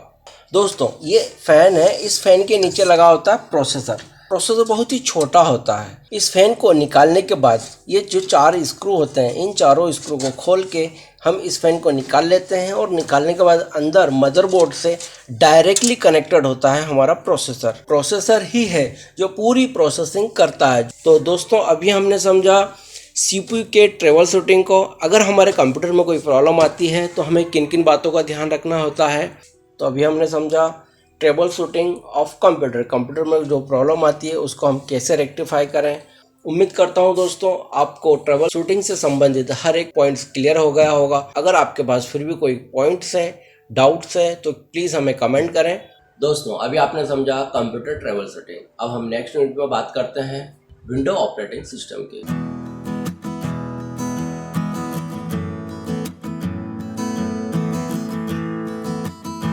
अब हम इसमें समझेंगे एक कंप्यूटर में या एक लैपटॉप में आपको विंडो 10 ऑपरेटिंग सिस्टम इंस्टॉल करना है तो आप उसको किस तरीके से करेंगे। इसके लिए आपके पास एक बूटेबल पेन ड्राइव होनी चाहिए। अगर आपके पास बूटेबल पेन ड्राइव नहीं है तो हम आपको बूटेबल पेन ड्राइव कैसे बनाई जाती है वो भी इस वीडियो के अंदर बताएंगे। आप बूटेबल पेन ड्राइव बनाने के बाद अपने कंप्यूटर को फॉर्मेट कर सकते हैं। तो इसको भी हम प्रैक्टिकली समझते हैं। एक कंप्यूटर या लैपटॉप हम आपके सामने फॉर्मेट करते हैं और फॉर्मेट करते समय हमें किन किन बातों का ध्यान रखना है हम ये वो प्रैक्टिकली समझते हैं।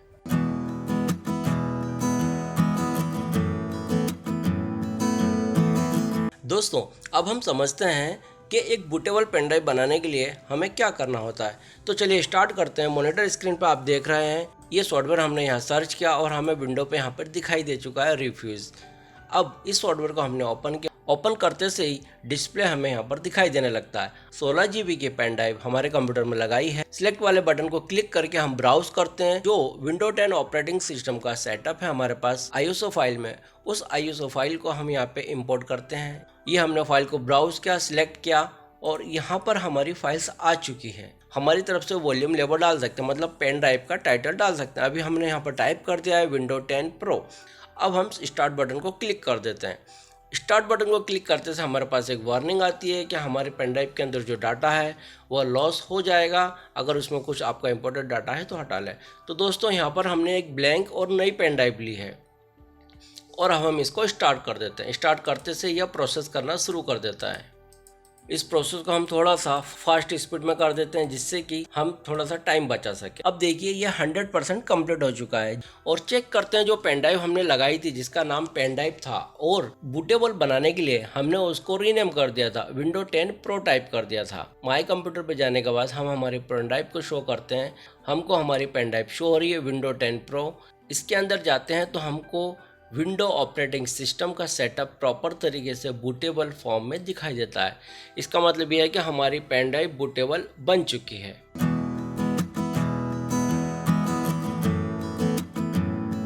बूटेबल पेन ड्राइव बनाने के बाद हम स्टार्ट करते हैं कंप्यूटर पर ऑपरेटिंग सिस्टम का इंस्टॉलेशन। जो बूटेबल पेन ड्राइव हमने बनाई है उस पेन ड्राइव को हम कंप्यूटर में लगाते हैं और स्टार्ट करते हैं कंप्यूटर को। हमारे कंप्यूटर में F10 प्रेस करने पर हम इस कंप्यूटर के अंदर बायोस सेटिंग में जाएंगे। सभी कंप्यूटर के बायोस की अलग अलग होती है। हम जो कंप्यूटर यूज़ कर रहे हैं इसमें हम F10 से जाएंगे और जैसे ही हम F10 प्रेस करते हैं हम बायोस सेटिंग के अंदर पहुंच जाते हैं। यहाँ पर फर्स्ट बूट वाले ऑप्शन में हम पेन ड्राइव को सिलेक्ट करते हैं एंड बायोस सेटिंग को सेव कर देते हैं। ऐसा करने पर हमारा कंप्यूटर डायरेक्ट पेन ड्राइव के द्वारा बूट होता है। इसका मतलब कि जो ऑपरेटिंग सिस्टम हम पेन ड्राइव के द्वारा डाल रहे हैं वह डायरेक्टली इंस्टॉल होना शुरू हो जाता है। ये देखिए सेटअप स्टार्ट हो गया है और फर्स्ट स्क्रीन हमें दिखाई दे रही है। यहाँ पर सेकंड वाले ऑप्शन में हम इंग्लिश इंडिया सेलेक्ट कर देते हैं और नेक्स्ट बटन को क्लिक करते हैं। देखिए हमारा सेटअप स्टार्ट हो गया है। Setup is started now. अब हमको जो नेक्स्ट स्क्रीन दिखाई दे रही है यहाँ पर हमको विंडो 10 के डिफरेंट वर्जन दिखाई दे रहे हैं। Window 10 pro, window 10 home, education etc। तो हम यहाँ पर विंडो 10 प्रो को सिलेक्ट करते हैं क्योंकि हमको यही ऑपरेटिंग सिस्टम इसमें इंस्टॉल करना है एंड हम नेक्स्ट बटन को क्लिक कर देते हैं। यहाँ पे हम लाइसेंस की टर्म एंड कंडीशन को एक्सेप्ट कर लेते हैं। अपग्रेड और कस्टम में हम कस्टम को सिलेक्ट करते हैं। यहाँ पर हम आपको समझाएंगे कि कंप्यूटर के अंदर जो हार्ड डिस्क होती है उसके अंदर अगर आप कोई नए सिरे से पार्टीशन बनाना चाहें तो कैसे बना सकते हैं। यहाँ पर हम आपको यह भी सिखा रहे हैं कि आप पार्टीशन कैसे बना सकते हैं। अभी जितने भी हमको 3 पार्टीशन दिखाई दे रहे हैं हम उनको डिलीट कर देते हैं। डिलीट करके सिंगल हार्ड डिस्क बन जाएगी एंड सिंगल हार्ड डिस्क से हम एक 200 का पार्टीशन बनाते हैं। सभी पार्टीशन को रिमूव करने के बाद अब हमारे पास सिंगल हार्ड डिस्क दिखाई दे रही है जो कि 500 GB की है। नया पार्टीशन बनाने के लिए हमें न्यू बटन को क्लिक करना होगा एंड अब यहाँ पर जो पार्टीशन का साइज है वो हमको इंटर करना होगा। यहाँ पर हमको 200 GB का पार्टीशन बनाना है 200 GB होता है 2 लाख MB इन डेसिमल में। बट जब हम यहाँ पर पार्टीशन बनाते हैं, यहाँ पर हमको बाइनरी वैल्यू डालनी होती है। मतलब 200 GB की बाइनरी वैल्यू होती है 204800, बट हम यहाँ पर थोड़ी सी वैल्यू बढ़ा कर लिखते हैं, मतलब 205800। ये हम यहाँ पर टाइप करते हैं, टाइप करके अप्लाई करते हैं, तब आप देखेंगे कि एग्जैक्टली 200 GB का पार्टीशन इस हार्ड डिस्क में बन गया है। ये देखिए आपको डिस्प्ले में दिखाई दे रहा है, पार्टीशन जो है वो हमारा 200 GB का बन गया है। एंड अब हम नेक्स्ट क्लिक करते हैं, और नेक्स्ट क्लिक करने से जो भी विंडो की फाइल्स हैं वो हमारे कंप्यूटर में इंस्टॉल होना शुरू हो जाती हैं। ये देखिए यहाँ पर परसेंटेज हमको दिखाई दे रहा है। हम इस वीडियो को थोड़ा सा फास्ट स्पीड में रन करते हैं।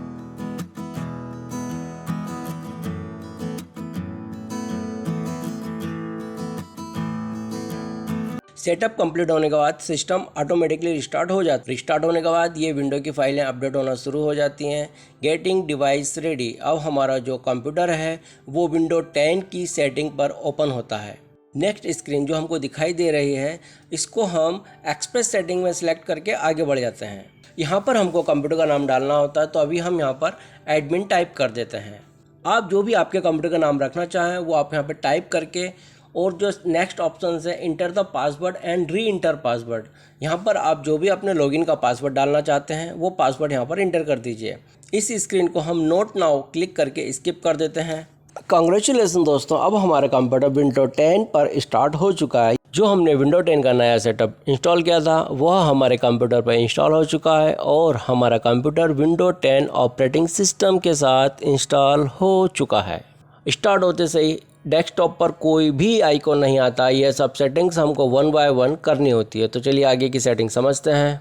कंप्यूटर पर राइट क्लिक करके हम पर्सनलाइज वाले ऑप्शन को क्लिक करते हैं और नेक्स्ट विंडो ओपन होती है। इस विंडो में जो लेफ्ट साइड में हमको थीम का ऑप्शन दिखाई दे रहा है, उस थीम वाले ऑप्शन पर हम क्लिक करते हैं, और डेस्कटॉप वाले ऑप्शन को क्लिक करके हमारे सामने एक नया पॉपअप ओपन होता है।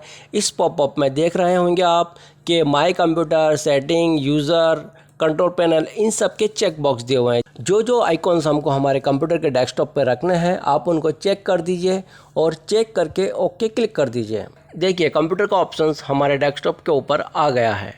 डेस्कटॉप पर राइट क्लिक करके हम प्रॉपर्टी में जाते हैं, और प्रॉपर्टी में हम देखते हैं हमारा कंप्यूटर विंडो 10 प्रो के साथ दिखाई दे रहा है। इसमें हमको जो रैम है वो 2 GB दिखाई दे रही है, एंड ये जो प्रोसेसर है वो इंटेल पेंटियम डुअल CPU है। तो सक्सेसफुली हमारा विंडो 10 ऑपरेटिंग सिस्टम इस कंप्यूटर में इंस्टॉल हो गया है।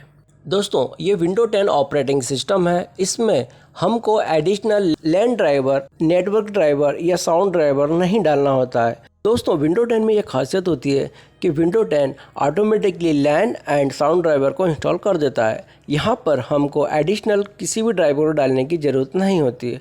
हाँ, जो पर्टिकुलर सॉफ्टवेयर हैं, डेडिकेटेड सॉफ्टवेयर हैं, उनका ड्राइवर हमको डालना होता है, बट जो डिफ़ॉल्ट सॉफ्टवेयर होते हैं जैसे कि लैन एंड साउंड ड्राइवर, वह विंडो 10 ऑटोमेटिकली ले लेता है।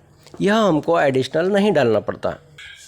अभी हमने समझा एक कंप्यूटर को हम कैसे इंस्टॉल करते हैं, उसके अंदर OS ऑपरेटिंग सिस्टम किस तरीके से इंस्टॉल किया जाता है। अब हम समझते हैं कंप्यूटर इंस्टॉल होने के बाद आपको आपके कंप्यूटर की basic settings and control panel की सेटिंग में किन किन सेटिंगों को देखना होता है जो आपके लिए ज़रूरी होती हैं। पहले वीडियो की तरह भी इन सब चीज़ों को भी हम प्रैक्टिकली आपको बताएंगे, तो हम हमारे स्क्रीन पे हर एक चीज़ आपको सिखाएंगे। तो चलिए स्टार्ट करते हैं basic setting of computer and control panel setting.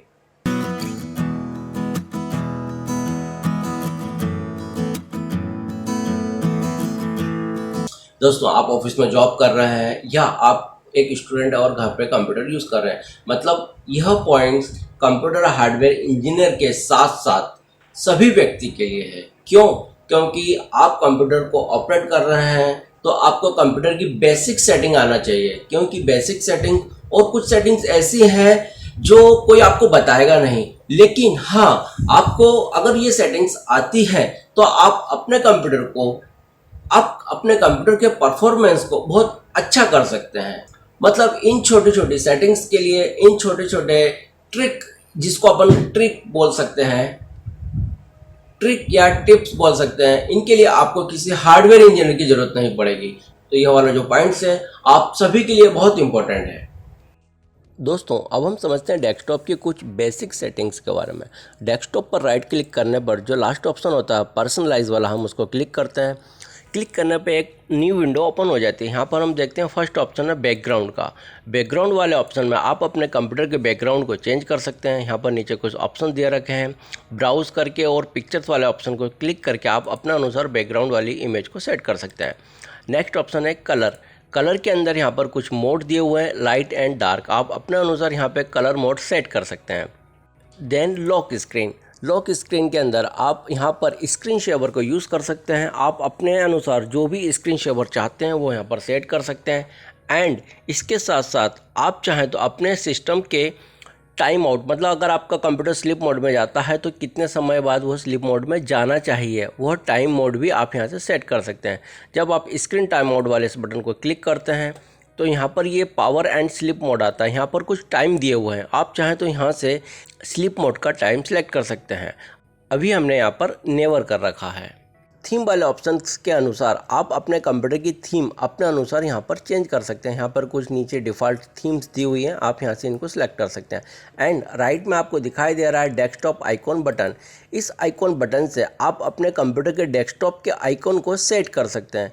आप जिसको चेक करेंगे वह आपके डेस्कटॉप पर शो होगा और आप जिसको अनचेक करेंगे वह आपके डेस्कटॉप पर शो नहीं होगा। तो डेस्कटॉप के आइकॉन्स को आप यहाँ से सेट कर सकते हैं।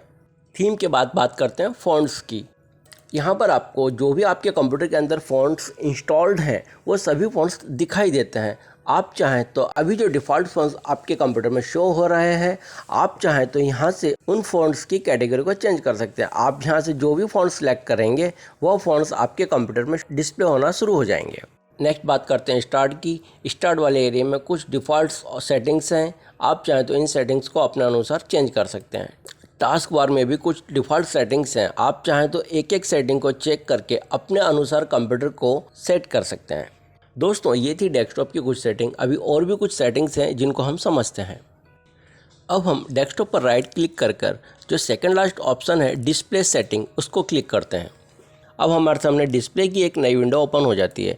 यहाँ पर आप देखेंगे कुछ सेटिंग्स है डिस्प्ले रिजोल्यूशन। यहाँ पर अभी हमारे कंप्यूटर में हमने 1366 एंड 768 रखा हुआ है। आप अपने कंप्यूटर के डेस्कटॉप का रिजोल्यूशन यहाँ से सेट कर सकते हैं। अब बात करते हैं कंट्रोल पैनल की। सर्च वाले ऑप्शन में कंट्रोल पैनल टाइप करके आप कंट्रोल पैनल को सर्च कर लीजिए। अब हम इसको क्लिक करके ओपन करते हैं। यह है हमारा कंट्रोल पैनल। इस कंट्रोल पैनल्स के अंदर सभी सेटिंग्स दी हुई होती हैं। अब कंट्रोल पैनल में कुछ आपके समझने वाली चीज़ें हैं जो मेन होंगी, वो मैं आपको बता देता हूँ। ये जो डेट और टाइम का ऑप्शन यहाँ पर दिखाई दे रहा है, यहाँ से आप अपने कंप्यूटर के डेट और टाइम और जोन को सिलेक्ट कर सकते हैं। नेक्स्ट है प्रोग्राम एंड फीचर्स। आपके कंप्यूटर में जो भी सॉफ्टवेयर इंस्टॉल्ड हैं वो सब सॉफ्टवेयर इस प्रोग्राम एंड फीचर्स वाले ऑप्शन में दिखाई देते हैं। एंड अगर आप चाहें तो उनमें से कुछ सॉफ्टवेयर्स या जो आपके काम के सॉफ्टवेयर्स नहीं हैं उनको हटाना हो तो आप इस वाले ऑप्शंस के अंदर जाकर उन सॉफ्टवेयर्स को अनइंस्टॉल कर सकते हैं। साउंड वाले ऑप्शन में साउंड की सेटिंग्स होती है। ये जो फॉन्ट्स वाला ऑप्शन है, यहाँ पर जाके आप अपने कंप्यूटर में नए फॉन्ट्स डालना हो तो वह यहाँ पर आप इंस्टॉल कर सकते हैं।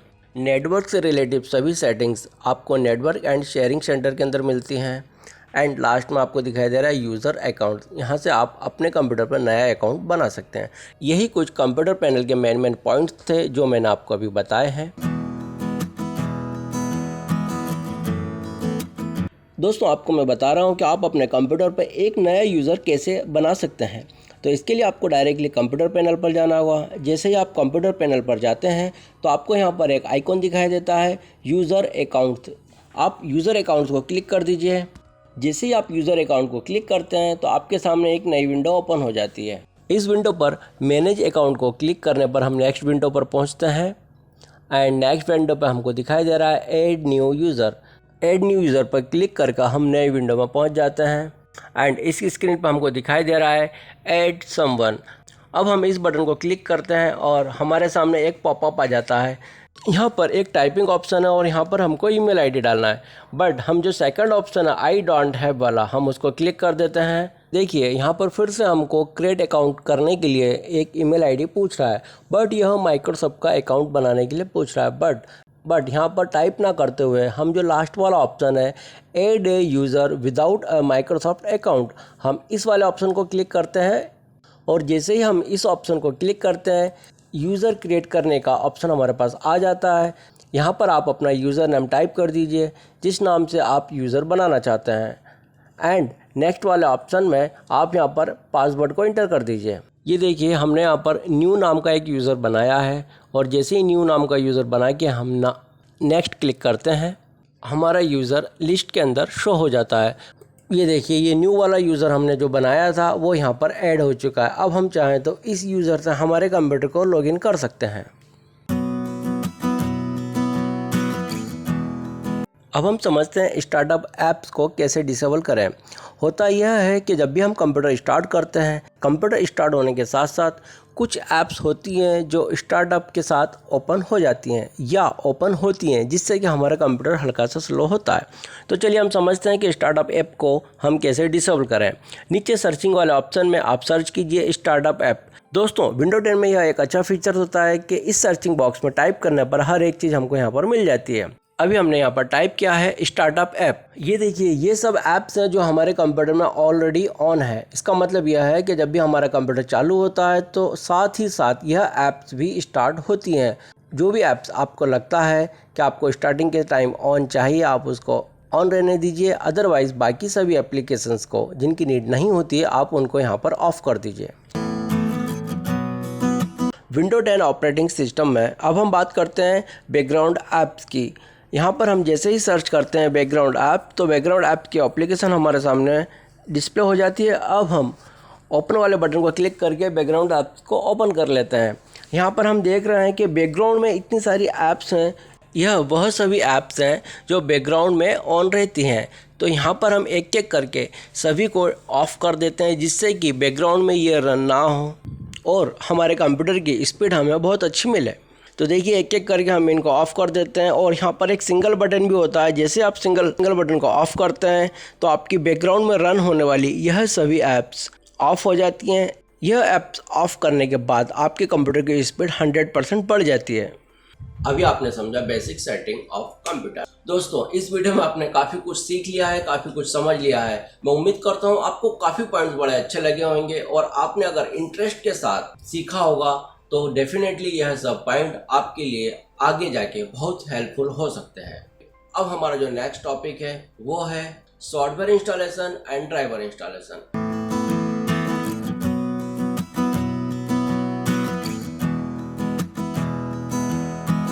इसके अंदर हम आपको कंप्यूटर के ड्राइवर कैसे इंस्टॉल किए जाते हैं यह बता रहे हैं, एंड आपको अपने कंप्यूटर या लैपटॉप पे प्रिंटर, स्कैनर या ग्राफिक ड्राइवर या किसी भी प्रकार का ड्राइवर इंस्टॉल करना है तो यहाँ पर हर एक पॉइंट्स हम आपको बता रहे हैं।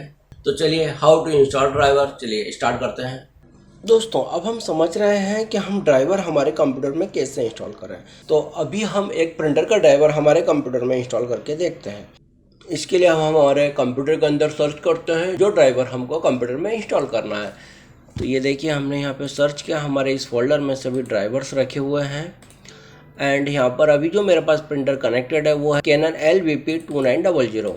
यह सेटअप है पूरा, जिस सेटअप के द्वारा हम हमारे कंप्यूटर में प्रिंटर का ड्राइवर, प्रिंटर का सॉफ्टवेयर इंस्टॉल कर सकते हैं। तो चलिए स्टार्ट करते हैं। ऑटो रन को जैसे ही मैं क्लिक करता हूँ इंस्टॉलेशन हमारे कंप्यूटर में होना शुरू हो जाता है। अब ये बोलता है रन नाउ। अब हमने हमारी फाइल को रन किया कैनन इंस्टॉलर। यस करने के बाद हम कैनन की मेन विंडो पर पहुंचते हैं और यहाँ पर जो इजी इंस्टॉलेशन है हम उसको क्लिक कर देते हैं एंड इंस्टॉल दिस वन। जब भी कोई ड्राइवर या सॉफ्टवेयर हम हमारे कंप्यूटर में इंस्टॉल करते हैं उस समय वह किस पार्टीशन में इंस्टॉल हो रहा है उसकी डिटेल हमेशा शो होती है। ये देखिए अभी हमारे प्रिंटर का ड्राइवर C पार्टीशन में इंस्टॉल हो रहा है। तो अब हम इंस्टॉल बटन को क्लिक कर देते हैं। ये कुछ लीगल कंडीशंस होती हैं जो हर कंपनी के द्वारा होती हैं, इसको हम यस कर देते हैं। यस करते से कंप्यूटर के अंदर प्रिंटर का ड्राइवर इंस्टॉल होना शुरू हो जाता है। Welcome to the setup wizard for cap printer driver. अब हम इसको नेक्स्ट कर देते हैं। Then add printer and update existing. देखिए अभी हमारे कंप्यूटर के अंदर सेम ड्राइवर इंस्टॉल्ड है, इस वजह से वह अपडेट करने की बात कर रहा है। Add printer and update existing driver. आप जब फर्स्ट टाइम करेंगे तब यह मैसेज नहीं आएगा, आप डायरेक्टली नेक्स्ट कर देंगे जब आपके कंप्यूटर के अंदर वह ड्राइवर इंस्टॉल हो जाएगा। देखिए इंस्टॉलेशन होना शुरू हो गया। अब हम इसको थोड़ा सा स्पीड में आगे की तरफ बढ़ा देते हैं जिससे कि जो टाइम है हम इसको बचा सकें। नाउ हमारे कंप्यूटर के अंदर यह इंस्टॉलेशन कंप्लीट हो चुका है, मतलब हमारे कंप्यूटर के अंदर प्रिंटर का ड्राइवर इंस्टॉल हो गया है। ये अक्सर होता है जब भी आप अपने कंप्यूटर में कोई भी इंस्टॉलेशन करते हैं, कोई भी ड्राइवर इंस्टॉल करते हैं, उसके बाद वह रीस्टार्ट की कमांड मांगता है जिससे कि जो फाइल्स हमारे कंप्यूटर या लैपटॉप के अंदर इंस्टॉल हुई हैं वो अपडेट हो सकें। तो अभी हम इसको रीस्टार्ट नहीं करेंगे क्योंकि ऑलरेडी हमारे कंप्यूटर के अंदर ड्राइवर इंस्टॉल है। यह जस्ट हमने आपको दिखाने के लिए किया था।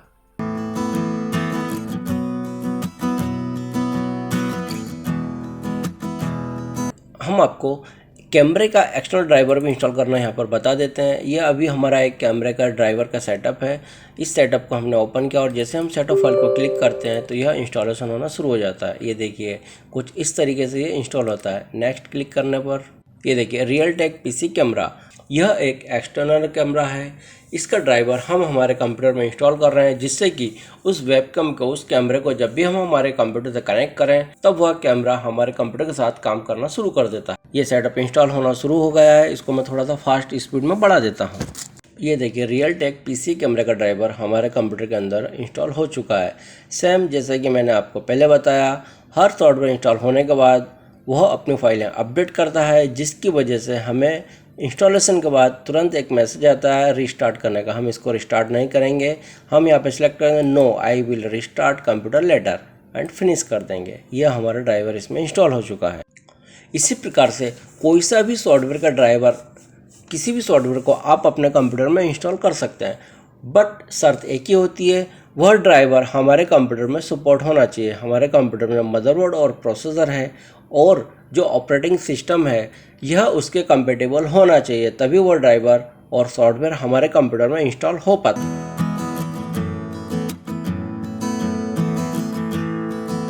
अब यहाँ पर एक चीज़ मैं और आपको बता देता हूँ, अगर आपके पास कोई हिंदी फ़ॉन्ट्स हैं या किसी भी प्रकार के अलग डिज़ाइनर फ़ॉन्ट्स हैं, उन फ़ॉन्ट्स को आप अपने कंप्यूटर या लैपटॉप के अंदर इंस्टॉल करना चाहते हैं तो कैसे करेंगे? सबसे पहले कहीं से आपको यह फ़ॉन्ट परचेस करने होंगे या इंटरनेट से डाउनलोड करने होंगे।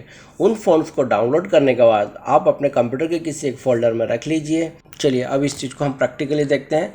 जैसे कि हमारे पास ये कुछ मंगल रेगुलर फ़ॉन्ट्स हैं, इस फ़ॉन्ट्स को हमें हमारे कंप्यूटर में इंस्टॉल करना है। तो इस फ़ॉन्ट्स को मैं कॉपी करूँगा और कॉपी करके हमारे कंप्यूटर के अंदर फ़ॉन्ट सर्च करूँगा। जैसे ही मैं फ़ॉन्ट सर्च करता हूँ तो ये देखिए कंट्रोल पैनल के अंदर फ़ॉन्ट्स वाला एक फ़ोल्डर आ जाता है। इस फोल्डर के अंदर सभी फ़ॉन्ट्स हमारे होते हैं जो हमने हमारे कंप्यूटर पे इंस्टॉल किए हैं या जो बाय डिफ़ॉल्ट आए हैं। अब यहाँ पर राइट क्लिक करके यहाँ पर एक फ्री स्पेस में राइट क्लिक करके इन फ़ॉन्ट्स को आप यहाँ पे इंस्टॉल कर दीजिए।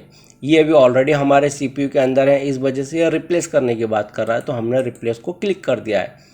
अब यह मंगल फ़ॉन्ट्स हमारे कंप्यूटर के अंदर आ चुके हैं। ये देखिए मंगल फ़ॉन्ट्स हमारे इसमें आ चुके। तो इस प्रकार से आप किसी भी फ़ॉन्ट्स को अपने कंप्यूटर या लैपटॉप के अंदर इंस्टॉल कर सकते हैं। तो दोस्तों कैसा लगा आपको आज का वीडियो? इसमें हमने कोशिश की है एक बड़े हार्डवेयर कोर्स को एक छोटे से वीडियो के द्वारा आप तक पहुंचाया जाए, और हमारी यह कोशिश सफल रही है या नहीं कृपया हमें कमेंट करके ज़रूर बताएं, क्योंकि हमारी आपसे बहुत उम्मीदें होती हैं। हम चाहते हैं जो भी वीडियो आपके लिए बनाए जा रहे हैं कृपया आप उन पे कमेंट दें और आपके हर एक कमेंट्स का हम रिप्लाई देंगे।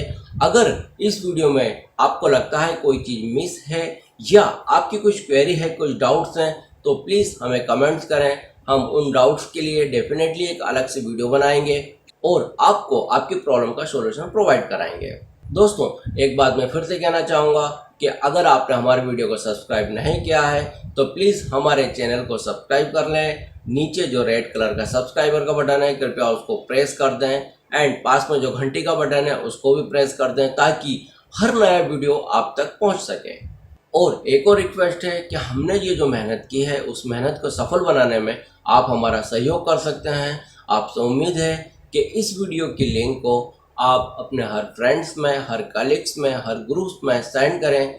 इतना सेंड करें कि हमारे पास ढेर सारे कमेंट्स आ सकें, हम समझ सकें हमारा यह वीडियो जो हमने आपके लिए बनाया है वह प्रयास सफल हुआ। सफल तभी होगा जब आप इस वीडियो को ज़्यादातर लोगों में शेयर करेंगे। शेयर करने का कोई अमाउंट नहीं लगता है, बट आपका एक प्रयास हमें हमारे मकसद तक पहुंचा सकता है। इसी उम्मीद के साथ कि आप अपने हर फ्रेंड्स, हर ग्रुप्स के अंदर इस वीडियो को शेयर करेंगे जिससे हम अपने मुकाम तक पहुंच सकें। तो प्लीज़ आपसे रिक्वेस्ट है इस वीडियो को ज़रूर शेयर करें। तो इसी उम्मीद के साथ हम आपसे आज के इस वीडियो में विदा लेते हैं। ध्यान रखें और स्वस्थ रहें। Good bye, take care. आपको यह वीडियो कैसा लगा प्लीज़ कमेंट करें, हमारे वीडियो को शेयर करें, लाइक करें एंड हमारे चैनल को सब्सक्राइब करें। अगर आपका और भी कोई सुझाव हो या आपकी कंप्यूटर से रिलेटिव कुछ क्वेरी हो, कुछ प्रॉब्लम्स हो, कृपया हमें कमेंट करें, हम उन पर भी वीडियो बना के आप तक पहुंचाएंगे। हमारे इस वीडियो को पूरा देखने के लिए आपका बहुत बहुत धन्यवाद।